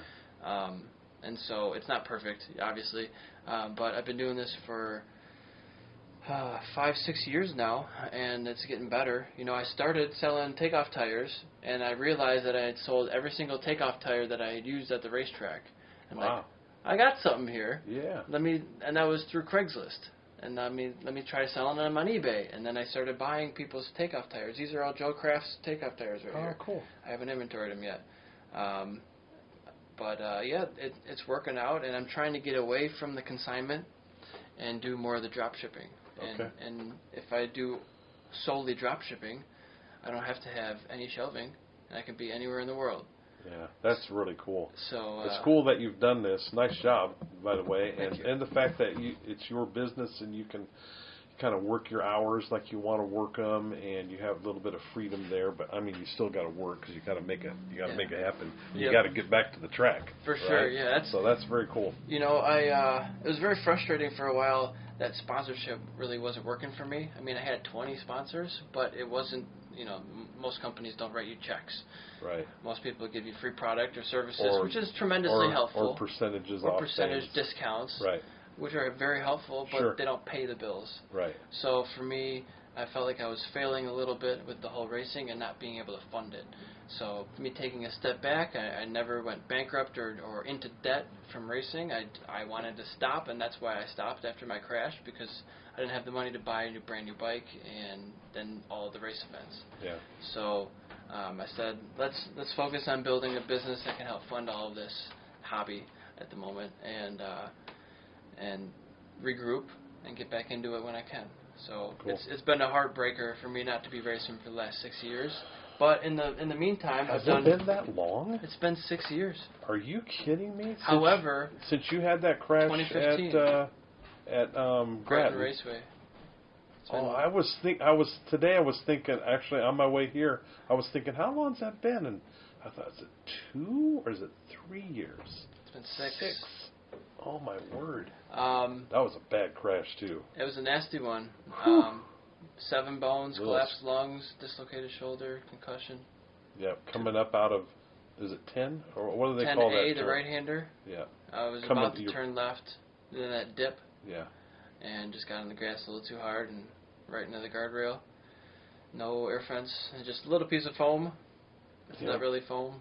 Yep, I remember very clearly. Yeah, that was a scary one. That did not look good. It's one of those that you think, oh my word, this is not what I'm hoping it's going to be, and it wasn't. Thank God, and you survived it, and yeah. I just remember passing Jeremy Kalowski, and then nothing else. That's it. Huh? I passed him, and then I woke up in the hospital or the ambulance or something. Yeah, and then so that's when you started. It was either in the ambulance or at the hospital. Are you not sure? I think I woke up in the ambulance and I was transferred to a different ambulance. Okay. And then the hospital, kind of splotchy. Yeah, that was wild. Yeah, I've spent a lot of time with guys and that have no recollection of me being there. Yeah. Yeah. Well, I remember. I don't remember if I remember you there. Or if somebody told me and I remember you. It's probably your parents. Because I think it was I wanted to say it was your dad that I met. I think it was the first time that I had met your dad. Okay. I was down at the hospital there in Grand Rapids. Yeah. Buttersworth, I think. What's that? I think it was Buttersworth. I think so. Yep, I think so. I can remember being in the hospital, but not for sure exactly which one. I just remember being there and seeing you in your room and seeing your dad. Yeah. Rough stuff, man. It's just unfortunately, it's a part of the adventure of road racing. It is. Sure. For the longest time, I had always pegged myself as a good crasher because I had been, a crash and you get up and you're fine. You walk away, you might have a bruised, hip or something, but you're otherwise pretty fine. The only other time I had gone to the hospital from a crash was from a dislocated thumb. So not really in 12 crashes. 1 dislocated thumb, and then 1 bad one. Yeah. It is amazing what the guys at the track survive, the crashes. Yeah. When you go and you see the bike, sometimes I've seen the bike first and think, oh, man, what are they going to look like? And then, they're sitting in the back in the ambulance. I'm okay, Chappie. I'm like, okay, good. Just write my name, sign in this paper. I'm like, okay, great. And then other times the bike looks fine and the person's just trashed. Well, I don't know if you were able to watch any of the events from Portugal this weekend from MotoGP. Nope, I wish. But there were some pretty nasty crashes. Jorge Martin, the guy on the Ducati, the rookie sensation, who was leading the race in Qatar, well, he crashed out pretty bad, and turn 3, I think it was. I think he high-sided, but that wasn't the bad part. The bad part was when he hit the gravel. Then it started, like, everything, like the bike exploded. He started flipping pretty bad, and he broke his... I think he broke his foot and his wrist maybe. Man. But sometimes it's like the gravel is your worst enemy because, yes, it slows you down and it prevents you from hitting the wall. But if there was just more pavement there, he probably would have been fine. Maybe he could have slid. He would have slid for another 50 feet and then been pissed off and then got up and probably needed a scooter ride back to the pit area. Yep. The bike was done. Yeah. But sometimes when you hit that gravel, it makes things go... rip away from the bike and sometimes the rider. Yeah, I've seen it. I think it was at Barber where a guy was doing good. He said, "Man, I hit the ground. I would just slide and wait for it to stop, and then I hit the curbing, and then it just broke his hip and just a mess." But he said, "I thought I had it made." I was like, "Yes, it's the good kind of crash." And wham, and tumble and tumble and tumble. Yeah, it's you just never know, and if you can keep those low sides low, but man, when that sucker kicks you off and high sides, who knows what's happening. Sometimes you're along for the ride. It's funny talking to some of those guys too, because they said, "Hey," they'll say, "Hey, I think I just got high sided. I'm looking down on my bike and it's flipping and I'm sorry." He said all these things that I'm thinking in a split second. It's funny kind of hearing the narration. It's kind of be cool if you could actually get that recording and listen to it. It's like a movie. I've had those slow-mo moments where everything slows down. Definitely a few times in my life. One of them that sticks out is really weird. I was playing pickup football in the street at my friend AJ's house when I was 10 years old, and somebody threw a bullet of a spiral, and I remember catching it, and it was just like this slow motion, event in my life. And the crowd was cheering. Yeah, there's nobody there. I just remember it slowed down. I was like, that was like, what happened? It's physically slowed down for me. Did nobody else see that? And then there was when I remember one time when I high-sided at Pittsburgh, it slowed down. I was above the bike, and everything was like slow, and this is not good. Yeah, this is going to hurt when I hit the ground. Why am I not on my bike anymore? Oh, man, I hope I have no experiences like that. I don't want any. Anyways, it's something else. So your mind is saying, this is really, really important. We should slow things down for you so you can take it all in.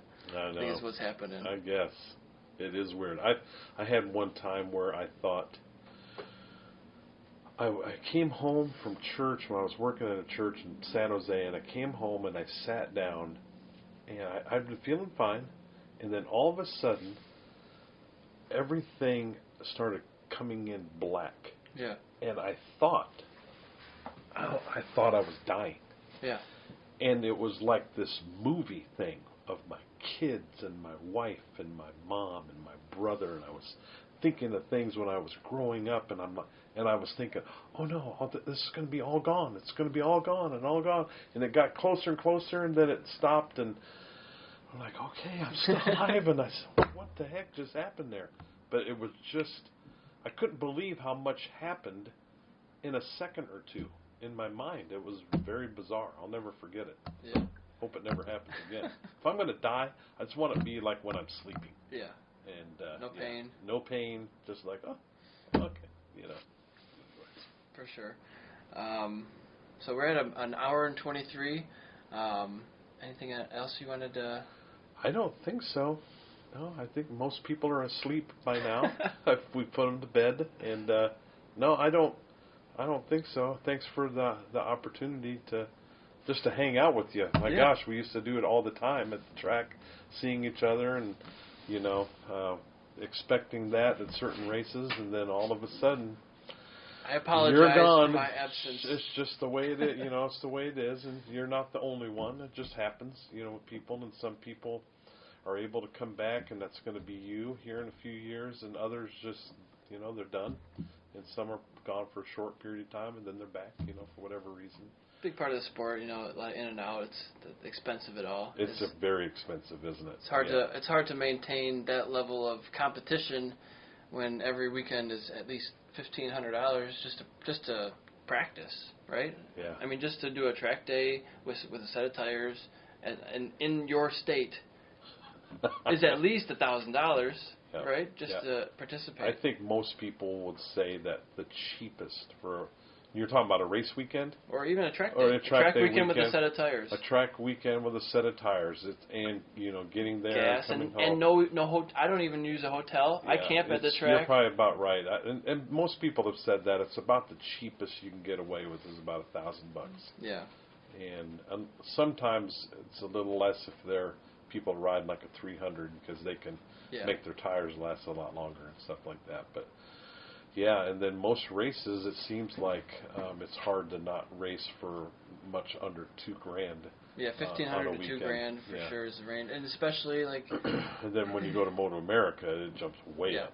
5 to 10. Yeah, because you got to go, and plus you're driving all over the place to get to those races if you're doing the whole season. And crew. So yeah. Sometimes they have plane tickets to each round, and they'll I have to work on Thursday. Somebody will drive the rig down, and you fly down there, and as soon as you get off work.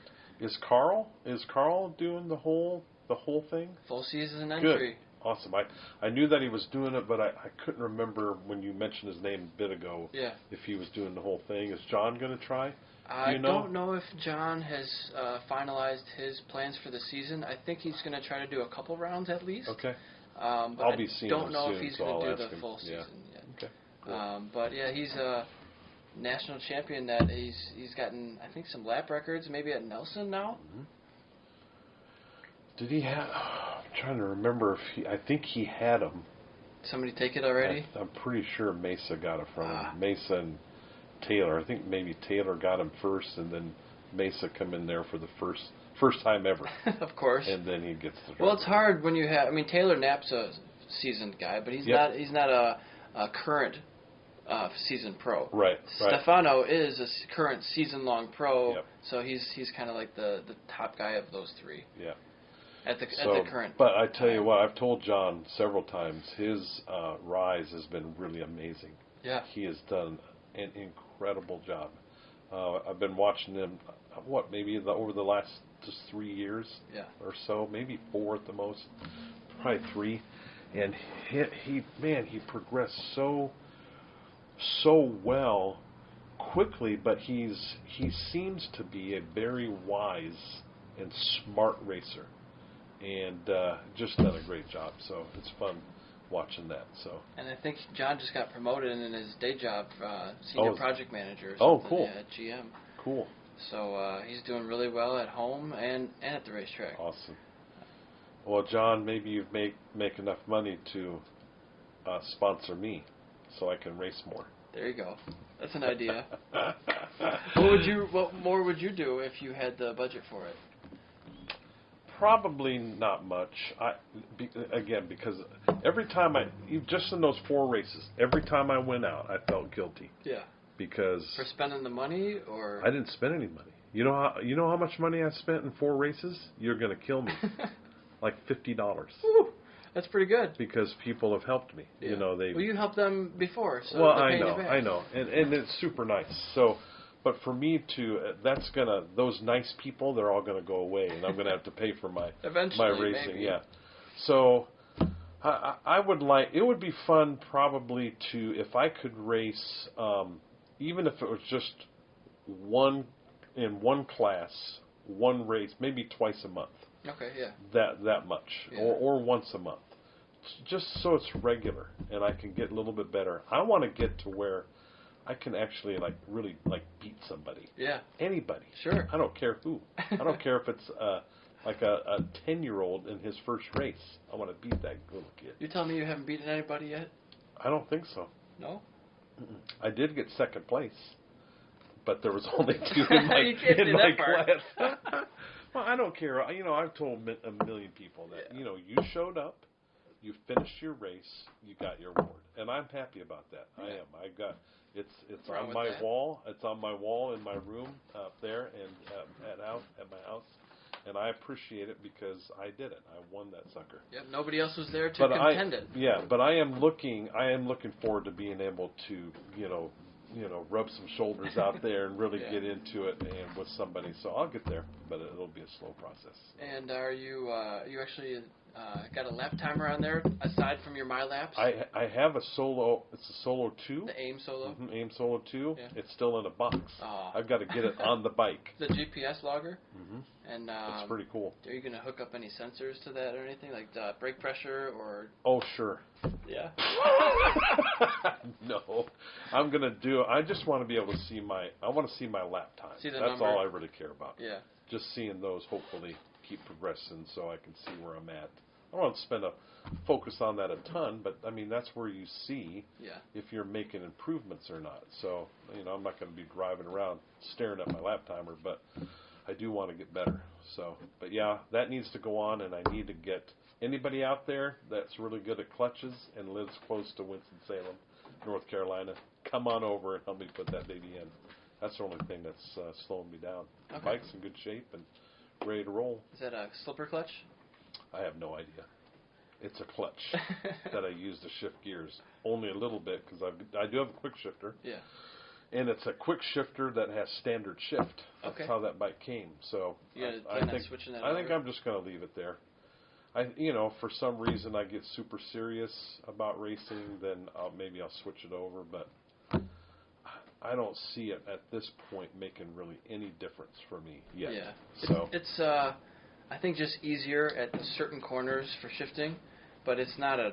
You could definitely race without it. Well, the first couple times, the SV had a quick shifter, and it was GP shift, and I did pretty well until by the time I got to the 600, then I started my mind going back to what I'm normally doing, which is on my street bike. Oh, yeah. Maybe I should switch my street bike. Can I make the FJR a I'm GP sure you could. shift? Yeah, it's just a linkage, I think. So that's if I were to, I think if I were to do that, I would make it all of it the same. And then you're not switching from one to the other. My mind's not going back and forth. I have a problem with that too. Even when I go to ride regular standard shift now, I have a problem because I'm thinking GP shift. Yeah. It's such a natural thing after you use one for so long. Yeah, I understand it, but like I said, my first few races I had not one problem, but the farther I went, the more mistakes I made because I guess subliminally or whatever, I was going back to what I've been doing for 30, 40 years. Your habits. Yeah. For sure. So I guess we can wrap it up. It's about an hour and a half, and I'm so glad for you coming on here and talking with me for about an hour and a half. It's good to catch up with you. Yeah, it's good to see you. And hopefully one day I can race you. Oh, yeah, well, good luck with that. I think by the time you come back, I will be way beyond anything you've ever seen. You'll probably be like Superbike champ, just killing It's very possible. I might be... Since I'm a nice chaplain, I might let you win or something, or get ahead of me a couple times, but then I'll have to pass you right back. I look forward to it. Okay. No, thank you, man. It's really good to see you. It'll be fun to see you again, and the sooner the better, I say. So it'll be fun to have you back at the track. Very good. Well, I have just posted, I think, number 48 coming this Friday. Okay. And this is number 52. Oh, sweet. So it'll be in a couple of weeks. I'll post this. All right, so cool. I got them in the queue, so to speak. All right, yep. And then I have another 3, I think, on the schedule. So. Do you let me know that's coming up? Do you shoot me a message, hey, it's coming up? And do you do it on a certain day, or just whenever you feel like it? I have been just kind of doing it whenever I feel like it. Okay. Whenever I get it done, I try to post it. But I'm trying to stick lately to more of a once-a-week schedule, so it'll probably be in, I think, 3 weeks or so. Maybe. Okay, cool. All right. But if you want, I can always send it to you before. But usually... I don't need that. No, it's not a problem. I'm not worried about that. I was just wanting to make sure that I know it was there, and then I'll post it, too, so people if you could, get it out there. Send me some pictures that I can use to post. Oh, okay. Like whatever you want, like a headshot or your logo or writing or whatever you think would be cool. I want to have any good, cool writing. My favorite picture is, and someone actually took it and made a painting of it and gave it to me. It's so cool. It's when I did my very first race. When I came into the pit, there was probably, I don't know, let's say 50 to 70 people, all lined up. Yeah. And I drove by and they all gave me high fives. Because that's what I do at the end of the races. Yeah. And people, I think I'd started doing it when you were racing. You were standing by the pit out? Or pit in when you're coming into the pits by Granton? Yes. By the road? And I usually, clapping for people and sometimes a high five or whatever. I'll smack them on the arm when they come by. I do that. I still do that all the time. And so that's what they did for me when I came in. Man, I had tears coming down my face. And so there's a picture of me with all these hands out, and my hand, I'm riding the bike and my hand's out. Right. And it's so cool. And then someone took that picture and did it's a charcoal drawing. Okay. It's really, really neat. And I have that up on my wall at home. So. That's cool to see. But yeah, I'll send you something. Maybe I'll send you a few things, and then you can just decide whatever it is that you want to use. Sure. So. Because some of them you have to crop certain ways for different platforms. So. Yes. Okay. I usually post it to YouTube for the video, and then Instagram TV. So it'll be on Instagram, two different parts. All right, cool. So Instagram TV only allows you to upload less than an hour at a time, so I got to split it up into two parts. Okay. So I have to tell you this. So I think when you asked me about doing this, was that last fall? Maybe December or so, or earlier maybe. I think it was a little earlier than December, and I was really looking forward to it because I had not done. I have not done one before, especially a video one, and so I was thinking, okay, this will be the first time. It's going to be with Eric, and it'll be very cool.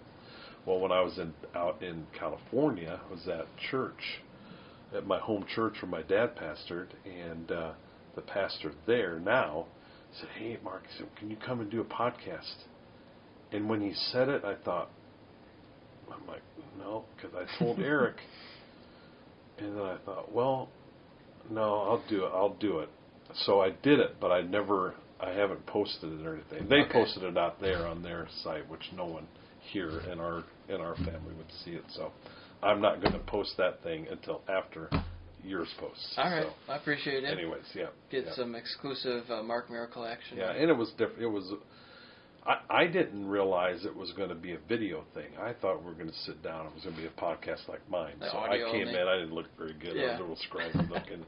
And he got me sitting there, and then a guy came out with a big old camera. And right in your I face. said, "Is this video?" Yeah. He's like, "Yeah." And I'm like, "Oh, my God."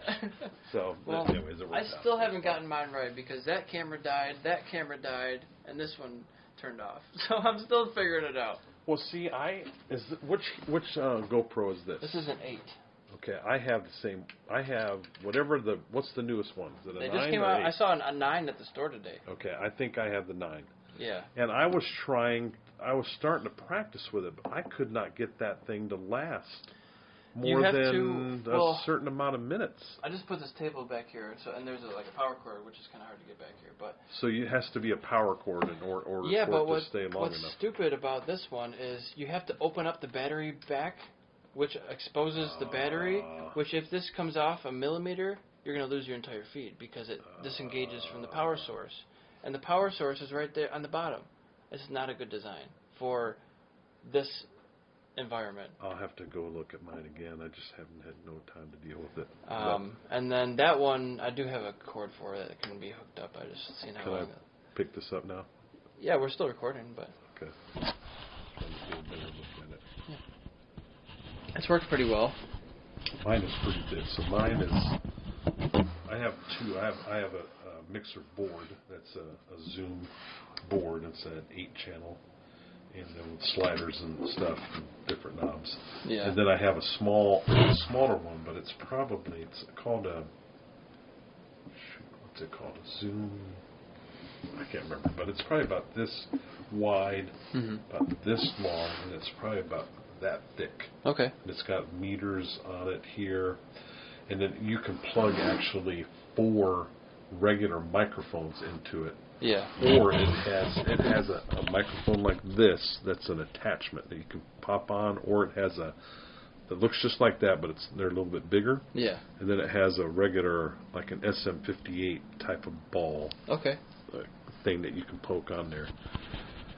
But I was using, that's what I brought on this trip, and I brought a couple of my big microphones, and I had these little tiny stands that I could put them on, so you could sit like this, and I have a microphone right here. Yeah.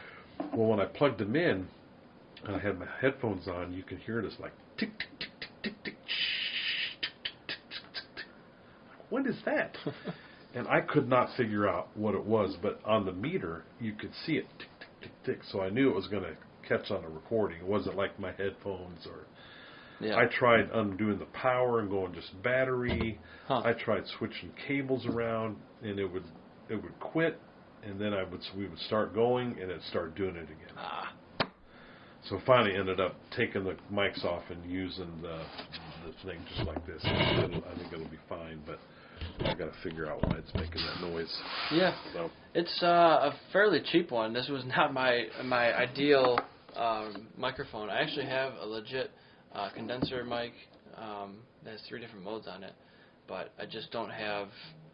I sold my unit that went into the computer for audio MIDI. Yeah. And I just don't have a new one, so I'm just using this in the meantime. I'm trying to see what the heck it's called. I'm happy with the quality. I mean, it's an H1N. I think it was like $100 or less, and it wasn't that expensive. Mine was pretty expensive. It was kind of funny. Maybe this is it here. H6. Yeah, my plan was to get 2 dedicated microphones for each person, but I never did that. I really need to upgrade my my videos. Oh wow! So that's what it looks like. Zoom 6. So this is a 1. That's a 6. Yeah, this is an 8.6. So this thing here unplugs. Oh, and it has different attachments. So it came with 2, and that's what I used this weekend. But I took this off, and you can plug in regular microphones and control the volume here. And quite a few different things. Just SD card goes in the side there, and then you can see your stuff. It's worked great several times. I've used it, but not this time. So, I mean, I'm sure it's fine with that attachment, but the other microphone's much better quality of sound. But anyways, one of the things on my list after I go to the racetrack, because that's more important, because this is working somewhat, is to upgrade my cameras so I can have dedicated cameras. It'd be nice to have like the same, obviously. Yeah, all the same camera, and I don't have to use my phone or a GoPro, real cameras. They can just be here, and I don't have to worry about for anything else. Yeah, you don't have to take them somewhere. So, I hear that. $500 a piece, so it's like, well, when is that going to fit in? Money, right? Trying to make as much as possible. Cool. So I already watched the MotoGP qualifying and race, so that's off the schedule for me. I'm just going to be hanging out, getting some dinner probably. Awesome. Getting ready for work tomorrow. I've got to go do a little bit of work on I'm going. Dawn has me scheduled at a hotel somewhere, so I got to figure out where I'm going next and get a little bit of work, and then I think I'm going to hit the sack early. I'm exhausted, man. Yeah, long ride. Yeah, I'm coming up close to 2,000 miles already on this little trip, so it's pretty good. How many today? Not much. I was just 100 miles from where I was to here. Just what happened was we went out to eat. It took a while to leave the church where I was at. I spoke it there. I did Facebook Live this morning, went to the church, spoke there, and then it took a while to leave. The guy that I was with just was talking, which is fine. And then we went to a restaurant, and it was supposed to be, it was like an hour and 25 minutes from his house to here. Okay. Well, then he said, we're going to drive 20 minutes closer to where you need to go. And so when I got in, I thought, well, that's going to be like an hour and I think 5 minutes was going to be from the restaurant to here.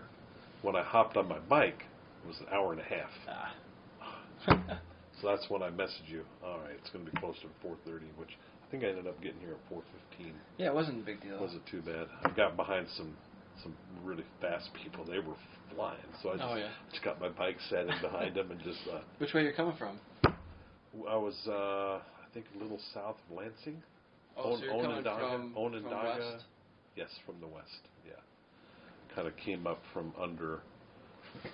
I was like over here, and you're up here above Detroit. Yeah, so yeah. I was kind of winding myself up to, I think to 94. your place. Yeah, I was on 94 94 for a while. Oh my gosh, I don't know what else. I think I was on 75 for a little bit too. Came 75 north for a little bit. We get some fast drivers in Michigan, Metro Yeah. Detroit, man. Most people are doing 85 on the way home from everywhere. I was sitting at 79. Yeah, and you're getting passed at 79 all day. Flying by me. This one Mercedes flew by me, and I was like, whoa! I was like going 95, and he was still leaving me, and I thought, no, I can't afford. Well, it's like 94 tickets. I-94. It's like that's the speed limit, right?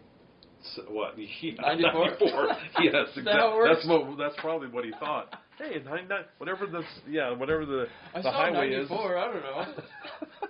Yeah, that would never work for me. Oh man, it would be so cool just to be able to go as fast as you want. Do you think that we should have a more Autobahn-esque? I mean, everybody's doing 85 as it is. Why are the speed limits 70? I don't know. I do a lot of driving, and I just think, pretty much everywhere I go, people are flying. We go through South Carolina. There's 3 and 4 lane highways that they have marked at 55 and 60. Yeah. No one, not a person, is going that slow. I'll get with my truck and trailer. I'll set it at 70, and just like me in the racetrack. Either come in here and give these people tickets, or jack up the speed limit and let us go. Yeah. I don't know. I don't know what the answer is to that. Some people can handle the speeds, and then if you put it at 90, there's going to be people going 120. Right. Or if you put it to 90, are you going to be extremely strict at 91? Are you going to be another 5 overs okay? Another 10 over? Yeah. I mean, I'm fine with that. Yeah. But do it. Do that. Or people don't like the automated, photo, getting pictures of your license plate and all that stuff. That, you're going supposed against our rights or whatever. The argument is, I have to see my accuser, right? Yeah. And if your accuser is a camera, then what? Yeah. Then you can't take him to court. That's the problem. Yeah, I know. But if you're going 90 and a 60, you're going 90 and a 60. But now if you got a mask on your face, someone stole my car. It wasn't me. It wasn't me driving it. Yeah, I know exactly. It goes on and on and on. So I just try to stick close to the safe speeds because I can't afford tickets. They're too expensive. They're expensive. I would just see. I wish people would follow stop signs and turn signals and the small things, because those things irritate me more than speeders do. Turn signals are the worst now. I cannot believe it. I don't know what it is. What is it? I would say it's been in the last year to 2 years at the most. People don't. And it's not like it's a difficult or laborious process. Yeah. It's like a finger. Yeah. Just, up, down, right. And it makes me so irritated because for the longest time I had, almost no use of my left arm for all the dislocations and breaks in my humerus. So I would drive only with one arm capability and still use my turn signal. You still reached over. So I have only my right hand. Reaching over, yeah. And just. Yeah. And you have 2 arms and you can't use it? Come on! What are you doing? For some reason, I got on this thing today. I thought, I don't even know why in my mind, I was thinking, if I could tell people, just please, 2 things that would change this world. Use your blinker and stay out of the passing lane unless you're passing. How simple is that? Just those 2 things. Our world would be such a more peaceful place. I got a guy tried to chase me down the other day. On your bike? Oh, I was in a car, and I was with who was with me? It was Dawn and I. Oh, it was my daughter and son-in-law. And they had come down, and we were taking them down to Charlotte to this really cool Korean barbecue place. And so we just had been gone from the house a couple miles, and I came around this corner. There's this neighbor here with a road comes out, stop sign, and come out on the road. So we're coming around here. This guy in a pickup comes flying out, just flies out. No stop sign, no looking, no slowing down. Comes out. And so, it's your fault, right? No. So he goes, and he wasn't real close to us, but if we were a little bit farther, I thought he would have just creamed us. Yeah. I thought, what are you doing? So he goes over in this left lane, and as I go by, just beep, beep, like, hey, hello, Right. Kept going. So I went way up to the light, stopped. Well, left-hand turn lane goes, he comes by and honks, and of course, I honk back, and he honks, I honk, and she's going through the turn, and then he's out the window, giving me, gesticulating, giving me the sign, So then we keep on, we go on through the intersection and go, and there's a Sheetz gas station there, and so Don says, he's coming. So he went through that whole big gas station, wound himself through there, came out, and then was chasing us down the road. I didn't speed up or do anything. And so I could see him in my rearview mirror. He's driving, he's just like totally lost it. And he's the one that was an idiot. So I didn't do anything to provoke anything. My wife's like, he's going to kill us. We're going to die. I said, we're not going to die. And so finally he slows down. But he gets his whole, from his waist, is out of the window, going, like, no hands on the steering wheel. Oh, man. And then he stops and turns around and leaves. And I thought, he showed you, what? Right? Oh, yeah, he showed me. And him, poor guy, who knows. I'm just glad he didn't kill anybody. Yeah. Coming out of that thing, I don't think I've seen that level egregious of a mistake and then can't own up to it, So what should people do in those situations where they're kind of almost scared a little bit when someone's coming at them in a road rage almost situation? Just disengage? Yeah, I think, I probably, my one honk at the beginning was probably enough. What I shouldn't have done is kept honking at him. I really just thought we were just kind of having fun. Joking? Just joking. Oh, yeah, oh, beep, beep, beep, I mean, it was such a bad, stupid move. So I think what I did do from that point on was nothing. And that's why he slowed down. If I tried, slow down, or if I was flipping him off, and, I was just making which I don't flip people off. I've never have in my entire life. But I could have egged him on, and, in my mind, I kind of would have liked to. I would have enjoyed that, but, I mean, that's stupid. And so I think the fact that I didn't do anything, I didn't speed up, try to go faster, I didn't slow down, didn't swerve, or do anything else, any other gestures, give him the fist or whatever, and he just calmed down. He probably had to go back and get gas. That's what he went there for. Yeah. The first he was running out of gas. Yeah, it would have been probably good if I probably did nothing at all. Just nothing. Don't even look at him. Just keep on moving. But I mean, what are horns for? I've been honked at, and I deserved it. I'm sure. Sorry. You're right. I pulled a stupid move. Yeah, there's been a bunch of times where I've honked at people and they honk right back at me. Like, I was just telling you did something wrong. I didn't do anything wrong. I know. But we kind of live in a weird world now, though. Yeah. You don't know if someone's going to pull the gun out. And that's happened. There's a bunch of shootings in Detroit on I-96 and I think I-94. People drive-by shootings in cars on the highway. Wow. And I don't know if they're provoked or they're random incidents. Yeah. But it seems like there's a little bit of I don't know if vigilante is the right word, but it seems like there is a lack of police force on the highway. Everybody's doing 85, 90 on the freeway, and no one's using signals, and people are shooting out the window. It's like the Wild West. Wild West. I mean, with COVID, there's less police officers. Yeah. There's less firefighters. There's less workers at not Wendy's. Arby's is closed now. There's no more Arby's. I don't know if they're completely gone, but I went last weekend. I went to go to Potbelly. Potbelly's closed. They're closed down. There's nothing inside the building. Oh, no. I went to Arby's. Arby's is there's still machinery inside, but I went to 2 different ones, and they're both closed. So maybe they're just shut down for now, or maybe... Yeah, I don't know. I hadn't heard that. I know that, like, coming to Michigan, and, like, even when I went to California, that Michigan and California's worse. There's so still no restaurants. I mean, they are closed. I mean, that they could be open up in the last week or so.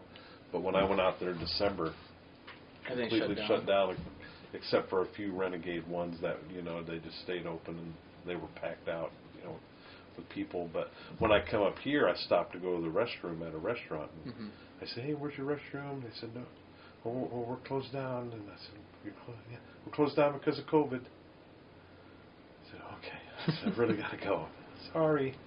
You know, and, you know, it's not like that in North Carolina. So I can tell up here was still a little more shut downy, and maybe that's, you know, people have been shut down for so long they can't reopen anymore, right? Can't reopen. They don't know what to do with themselves. It means to be like you. Yeah. Sorry, you know, COVID, we can't do eBay. You know, you're like, well, yeah, sorry. Yeah, oops. I mean, what are you going to do? I mean, you can only last for so long, you know, not making money. So, yeah, I don't know. So how has COVID affected you with all your travels and racetrack ventures and all that? Not very much. No? No. Thankfully, I really assumed that by now I would have had it because I've been to so many places and around so many people. Now, last year when it shut down, you know, at the end of February, probably the 1st of March, right?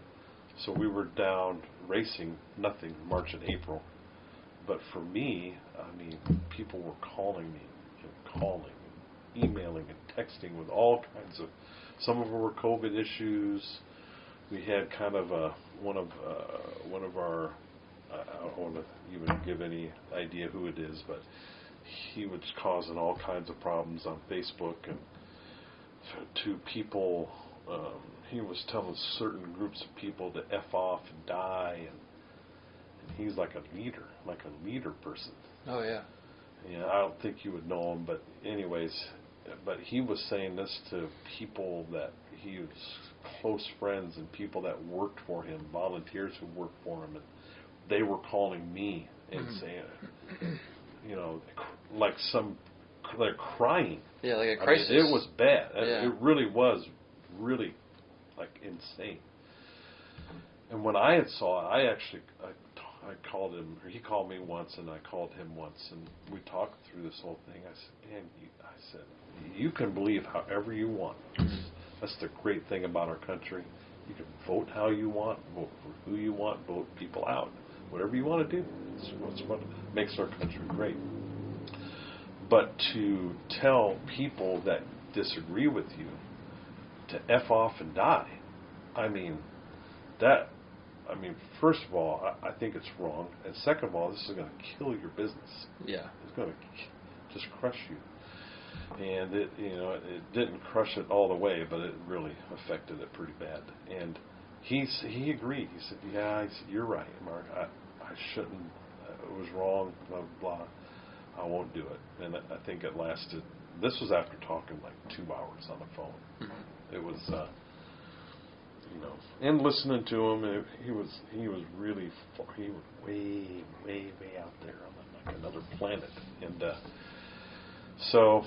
And but within less than 24 hours, he was at it again.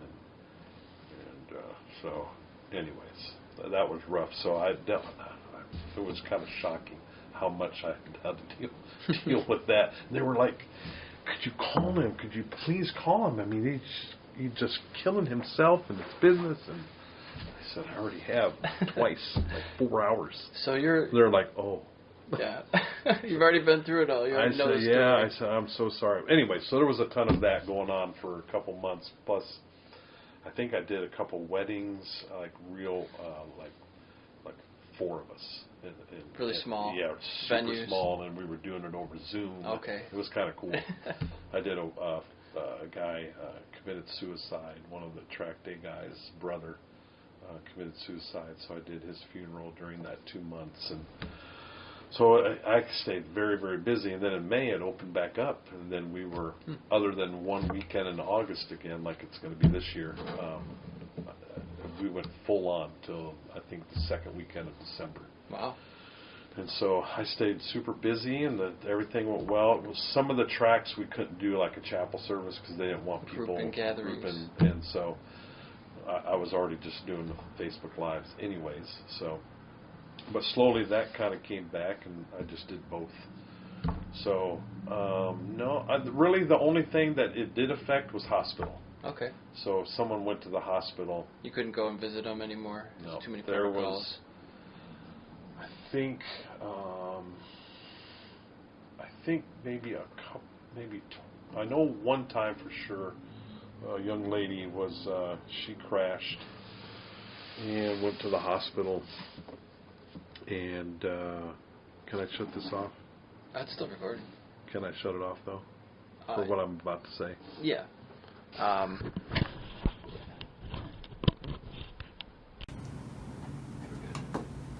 So I had it was actually the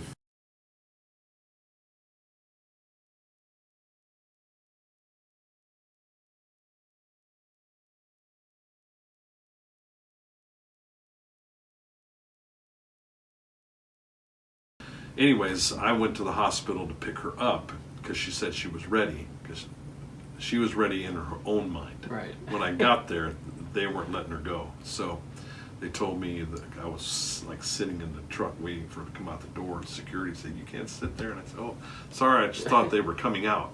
And he said, "Who is it?" And he checked real quick. He said, "Park the truck, come on in." Yeah. So they actually took me back into the trauma unit and let me stay with her for like a couple hours. Sure. So that was probably the only time I could think last year that I could actually get into the hospital. Okay.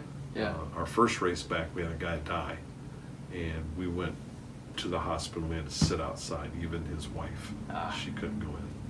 That was rough. That was bad. Who was that? Bad. His name was Eric.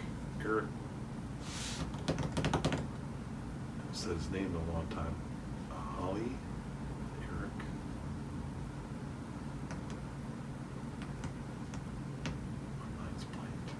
Telger? Nope, he's over in England. Because I was wondering what happened to him. I haven't seen him do anything in the States He's for in a the while. military, and they moved him over there. Okay. I would think it's not too long that he should be coming back. Because I remember he did Pikes Peak. Yes. And then he flew off the side of the mountain. But he was okay. I think he may have broke his leg or something. Eric Connell. Connell? Connell was his name. He passed away.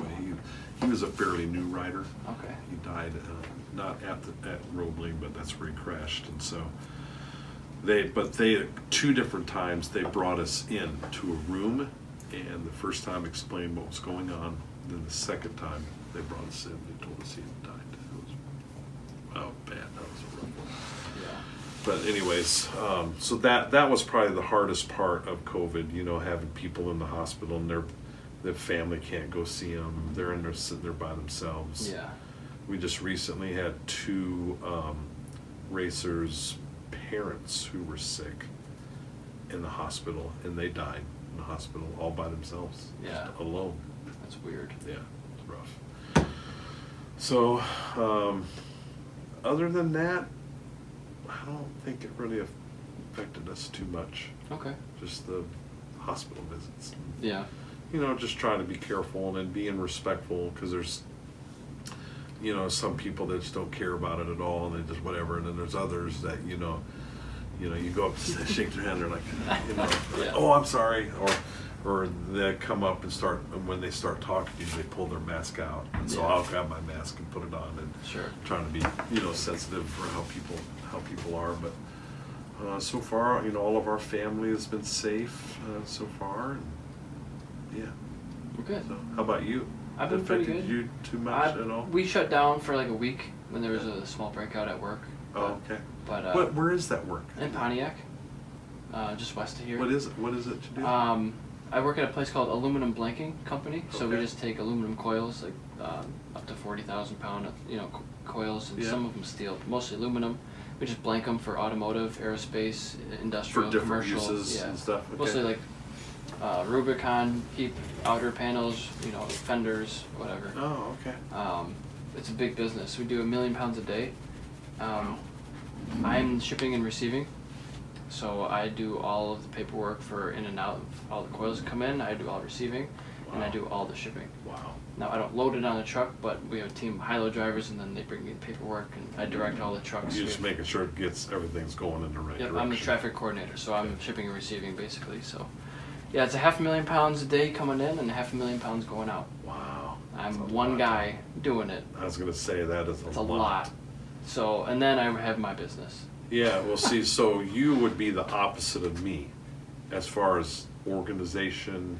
I'm kind very of staying organized. on top Excel, of that. spreadsheets all day, all kinds of stuff. Yeah. So it's I don't love it. I can't wait to quit. Yeah. I want to do my business full time because I'm just doing this because it's a good job and it pays pretty well. And I have 2 renters here, which help out a lot. Yeah. And I'm trying to live on like no money every month and just saving like 75-80% of my paycheck. Wow, that's awesome. And so I feel like I'm poor, but I'm saving everything possible. And so if I can continue to do that and save $3,500 a month, I should be able to get back to the track in 2.5 years. Yeah, that's awesome, man. Good job. So, yeah. and I'm really not taking a paycheck for my business yet. It's like I said, I just started doing 15. I'm on pace for 15,000 this month, and that's profit. That's gross sales. Okay. So that's not profit. What would be profit then? So, that, would you say?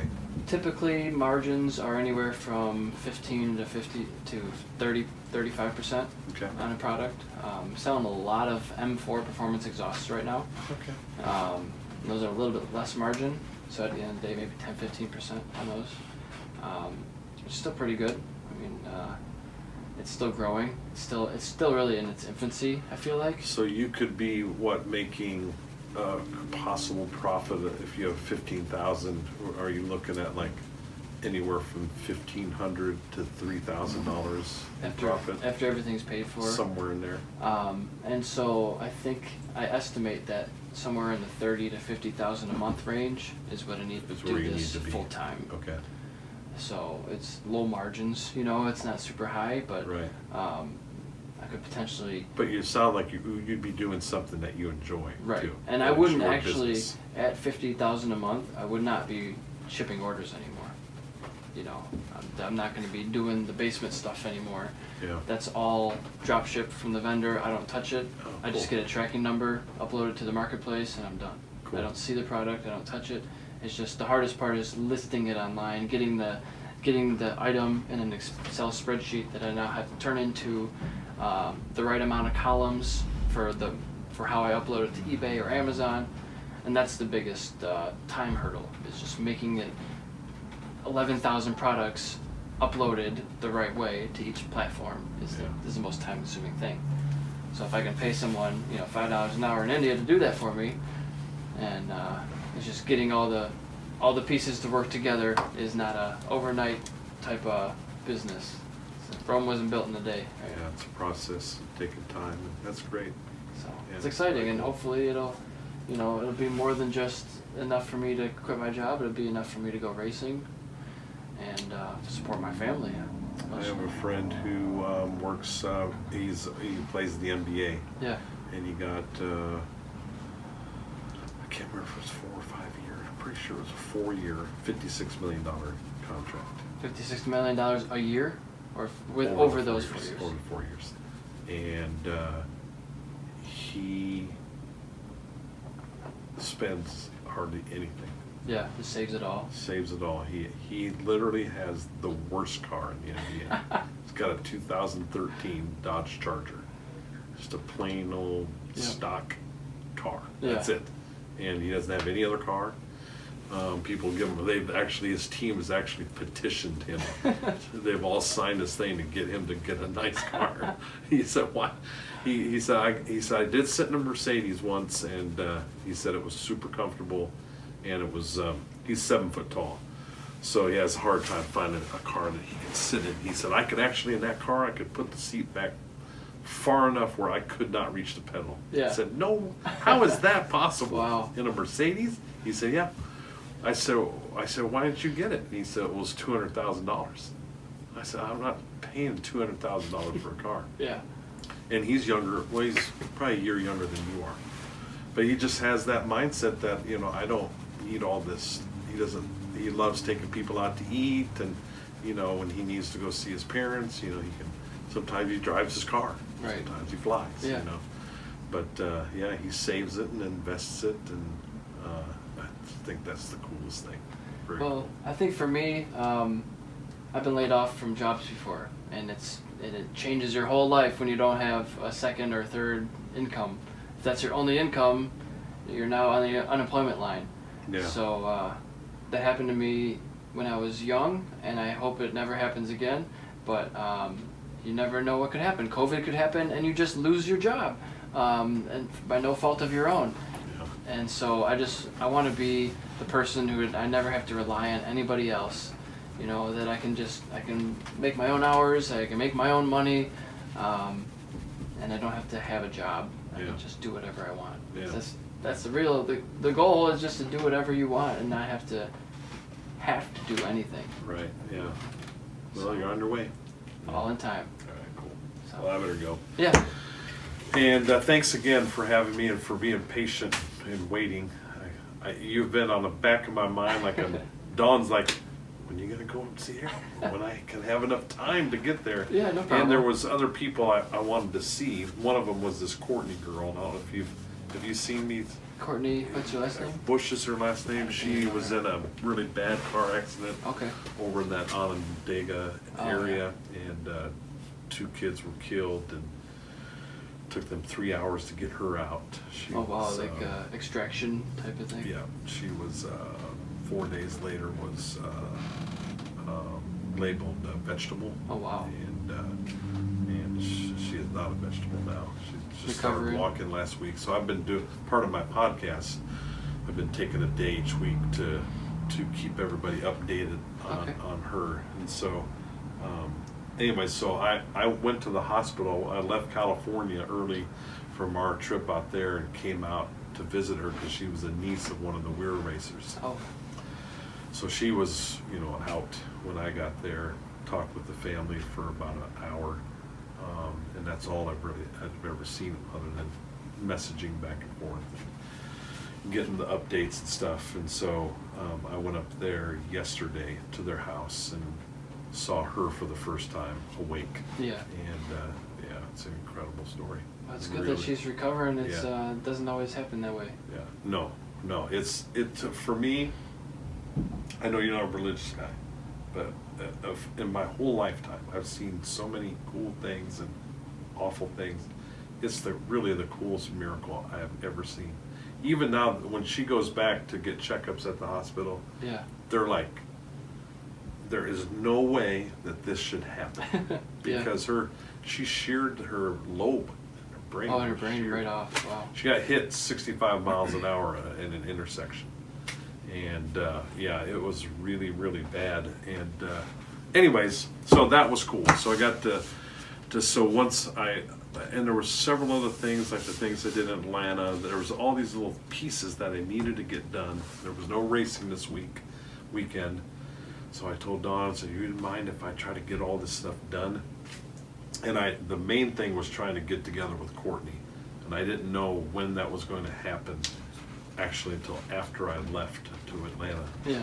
And so once that got locked in, then I got you, and I said, okay, can we do this thing on Sunday? Yeah. And then all the other pieces kind of fell together. So I'm glad I could squeeze it in. So we got a bunch of good content here, I think. Yes, and we will. I'll at some point we will come back full circle, and you're gonna get grilled. All right. I look forward to it. It'll be good though. It'll be a good. Just I want to go way back. Sure. I like to do that with the riders. And find out where'd you come from, family, who's your family, you know, how did you get from here to where you're at here?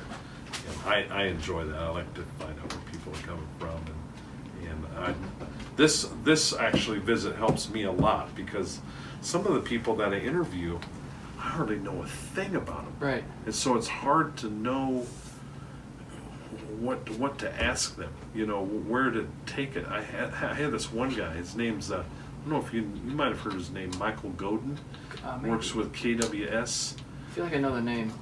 he's been around racing. He's a really, really good crew chief. A lot of the pros use him. He is pretty much anywhere I go, he's always there. And so I interviewed him, and I didn't know him very well, just from what people had told me. And so it was really about finding out who this guy is. So it was really good. He actually asked me. He said, "Yeah, let's do it." He said, "You know, do you have a podcast?" I said, "Yeah, I've had podcasts for a while." How did I not know? I don't know. It doesn't matter. Yeah. He said, "Well, how long is this? Like 15, 20 minutes long?" And I said, "Well, probably not." They usually, I said, it really depends on how much you talk, Yeah. how you respond to the questions. But most of them are an hour and a half. He's like, "Oh, you know." Well, he talked. He went like an hour and 45 minutes. Without and breathing, he was right? so excited. He's like, "Man, we got to do this again." He said, "I want to interview you." Yeah. You know, he was so pumped. Oh, cool. But what happened is after I got up and growing through his life and stuff, I said, so what got you into, doing your racing? When did you first race? And I had about probably 6 more follow-up questions to that. And he said, I've never raced. Really? Yeah, I said, what? And we're recording, and I said, I paused. I said, Yeah. Get out. You have never raced? Nope. I said, do you do track days? He said, I did one track. Really? I mean, it just really threw me because he is really good. And I thought, how does he do what he is doing, helping people race on the racetrack when he has never done it? Oh man! And then I had to sit and think for a second. All right, where the heck do I go from here? Yeah. Well, we pulled it off, and I just hit. I said, "Well, let's just go." Hit play, and we took off. And he was really amazing. He was really a good interview, but that was shocking. And Yeah, it's difficult interviewing people you don't know at all. I've been doing that a lot lately. Yeah. This is the first time I'm saying hello to the person. There's no preamble. As soon as I hit record, we're on. And I can't. There's no way I could do what you do with just off the cuff. No notes, no bullet points, no nothing. I did it one time with Steve Palella. Yeah. And I knew enough about him from all of the issues that he's gone through, and did pretty good. And I was, Steve. Oh yeah, yes, definitely. Yeah. So I wasn't, because of his brain injury and his remembering things. I thought it might be better just to kind of talk and just kind of go off what he says. Yeah. And it worked out pretty good. But other than that, I can't do it. I think My mind you doesn't could. work like that. If I knew someone pretty Yeah. well, I think I could do it. But most of them, I think I do until I start thinking about the interview, and I think, holy cow, I don't even know, where do I even go with this person? Yeah. I don't know. I see him all the time. But I mean, for me, when I first started, I made sure that I had at least 10 bullet points for every one, and like a piece of paper off to the side. And then I found I was like too beholden to the piece of paper and the questions that I had to ask them. So it turned into like, what's your favorite color? Like, what's your favorite track? Like all this basic question answer, one and done, and then next, Yeah. And then I was like, I don't know what to talk about now, because I ran out of questions. yeah. And now I didn't really prepare anything, and I typically don't prepare anything. I might look a little bit into your Instagram, or like look what you've been doing recently, but I even try not to listen to recent work that you've done, so I don't like talk about the same things over and over. Yeah, stuck in the same thing. Yeah, I tried to. So how I look at it is I have my questions, but they're just a guideline. They're questions that I would really like to know, but I also know that when I ask this question, I'm probably going to have like 5 more because I don't know what the answer is. Follow-ups. And then when they say something, I go, no way. Well, then how did you do blah blah blah? And it goes. And then there's some, while they're talking, they may take me down a road that is absolutely incredible. Yeah. Like I think I had no idea they did that. It took a whole different turn, and so I'll just take my pen and I'll just go Cross it out. cross like 6 questions out because those are stupid compared to when that's happened. So for me, I try, like you said, I don't want to, there's probably been times where I was too locked into it, but for the most part, it's just for how my mind works, I got to have some kind of thing, or and I think because I'm older, I have a hard time remembering. I'll have like a good idea of, what I want to ask this person, and then when it comes time to it, what was that idea? Yeah, so it helps me. It helps me to stay on track. And sometimes I go through all of them. Sometimes only a portion of them. But every single time, there's a million other questions than what's on that paper, because I'm surprised by something. Yeah. Anyways, and some of them, this last guy that he just went up. What is today? Sunday. He went up yesterday. Patrick Hegler. He does a lot of pit out stuff in the South. Okay. He's a black guy. First black. I said, I want you to know, you are special. What's that, man? I said, you're the first black man. He's like, oh. He said something really funny. Yeah. I laughed so hard in this stupid thing, I was crying because he was so funny. Yeah. He does impersonations. Okay. Talks. He has this like radio voice. Deep voice. Yeah. This is Patrick Hegler coming to you from Birmingham, Alabama, and he would start talking like that just out of the blue. He talked to me about how he met his wife, and I said, so when you met your wife, did you talk with the sensual black radio voice? He said, yes, I did. And then he uses that voice and tells the whole story about meeting her. Yeah. And I'm sitting back from the mic just dying, my stomach's hurting. This is gold. And it doesn't affect him at all. He just keeps right on going. And then he has an Irish accent that he uses. Yeah. So at the very end, I said, Patrick, usually at the very end of these things, I blab on, and I don't know how to stop the thing, and it's boring. I said, I'm not doing it this time. Take us out, man. Yeah. And he did, with his Irish accent, and took it out. He said, this is Pit Out Patrick. And he had this Irish thing. I can't do it. He was hilarious. And then there's others that are, you're like, pulling it out, trying to pull stuff. There's times I've asked questions. So do you really love racing? Yes. Yep. Yeah. This is a 15-minute question, and you answered it with one word. One word. Oh, man. But, for the people who are good conversators, or the people who can actually hold a conversation, I want to try to do once a year, or once every so often, with at least a year interval, so I can have some sort of update. And I'm actually coming up to my year. I think the first one I posted was in May of last year. Okay. So I'm going to start to try to Who was the first person? Do you remember? I did my parents. Oh, really? It was just like a podcast test. Yeah. I just had them on for like 16 minutes. And then as I went, I realized I didn't test any of my cameras. So like the second one, all my cameras died because I'd never done past 30 minutes on any of my cameras. That's funny.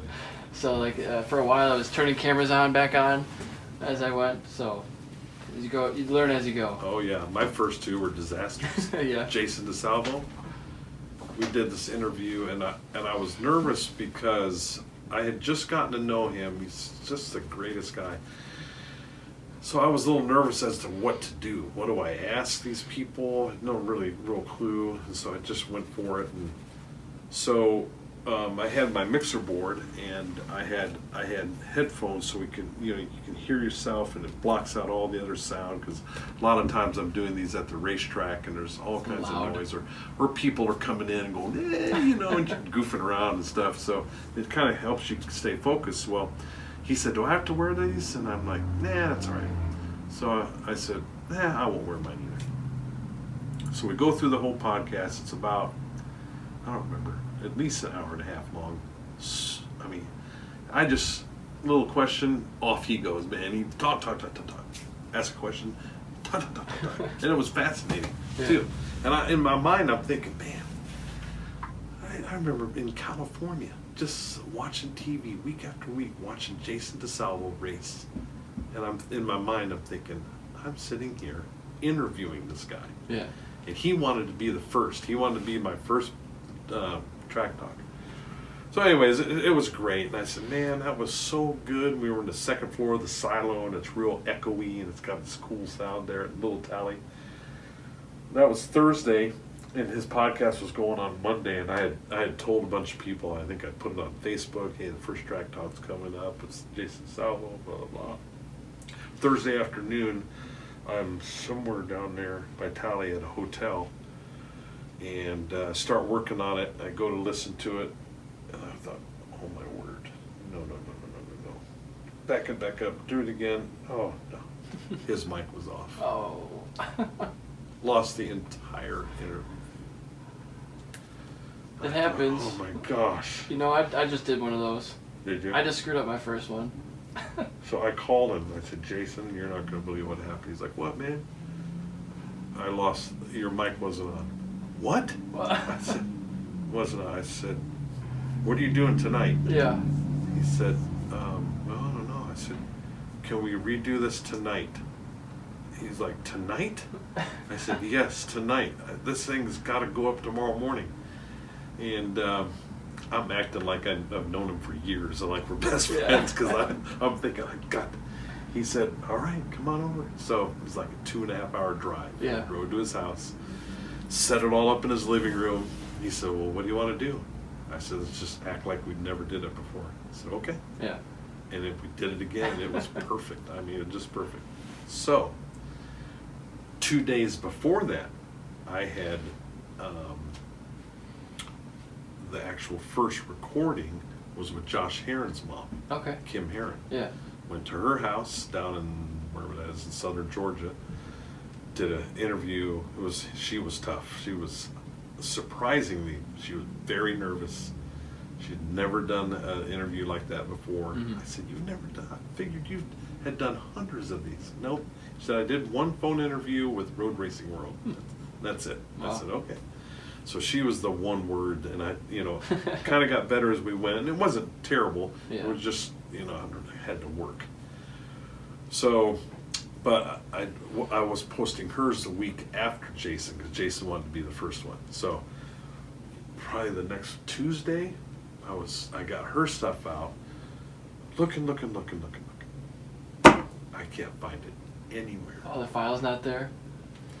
Long story short, what happened is that on this board, somehow, it reverted itself in its, how when it'll automatically do a file and it'll name it, whatever, somehow automated file thing. Mm-hmm. Well, somehow it named, or it file dated that back to the date, I'm assuming the thing was made. Oh, yeah. Like, this was a year ago in 2020 or May of 2020. It was like January 2019. Okay. So I'm looking at all these on my SD card. I'm like, what is all this old junk? And I'm getting rid of stuff, getting rid of everything. Somewhere along the line, I deleted that whole thing. Yeah. So I had to call her and say, hey, I told her what happened, and she laughed. And I said, yours is another one that I had kind of marketed a little bit, let people know, because no one knew about the track talk stuff. Yeah. And people think it's coming out Saturday, and I don't have. She's content? She's 5.5 hours away, Oh. and I had no time to do that 11-hour round trip. I said, would you mind doing this over the phone with me again? Yeah. And it has a cool thing where you can put your phone right into the board, and I can talk Record to her from with there. the microphone and the headphones and hear her, and that's what I had to do that one. I had to do that one not in person. It's the only one that I've done that way. Yeah. And it worked. And that second time with her was way better. You got the jitters out. She got the jitters out. I was a little bit better. Yeah. And so that worked out. But yeah, the very first two I did were complete disaster. Well, I think what it was happened to yours though? number 45 or 44. So I've been doing it a while. It wasn't my first one. And then Drake Beecham. Oh yeah. He's in the Army now. Yep. Army doesn't like Zoom. I record on Zoom every single time. So I'm like, oh, I forgot. He said you can't record on Zoom last second. I'm logging into Zoom, he's not logging in. I see his email, like we have a questionnaire that I ask people, and they say, and he put it on there, Army doesn't want to use Zoom, can we use something else? I totally forgot. So last second, I'm logging into Skype, you can't get Skype to record. So we don't use Skype at all. So then I'm like, well, how else can we do this? I'll have video. So I just called them on Instagram, FaceTime type of thing. Okay. And I'm using my phone just on my laptop, just looking at me. But I had it on vibrate, so it didn't get sound. So the same type of thing. I had all the video, but no sound. And I didn't use this as a backup because I never have a backup when I'm using Zoom because I never had an issue before. And so I record it, I press save, and immediately I'm like, oh no. As soon as I hit, save or done, I immediately knew there's nothing there, and I was like, oh no, what do you do? And so I told him right after I didn't get any sound. We haven't rescheduled it yet, but I'd love to because it was my mistake. And can you do the Zoom and have him phone in? Because you can do a phone in Zoom, so where there's no video. I'm sure that'd be a way to do it, and there's other ways I could possibly do it, but yeah, it didn't work out perfectly. That's for sure. I'm wondering if it has it's line in, so you can put a mic in right there. But yeah, I was like, man, I need to have redundancies even for Zoom or recording online. But then when I went to do that for my next podcast, I realized I can't have a Zoom, I can't have a separate recorder and expect to record it when I'm listening to it via headphones. Yeah. Because they're not going to get the audio. Yeah. I'm just going to be listening to it, so I don't know what the solution is yet. The solution is get better cameras.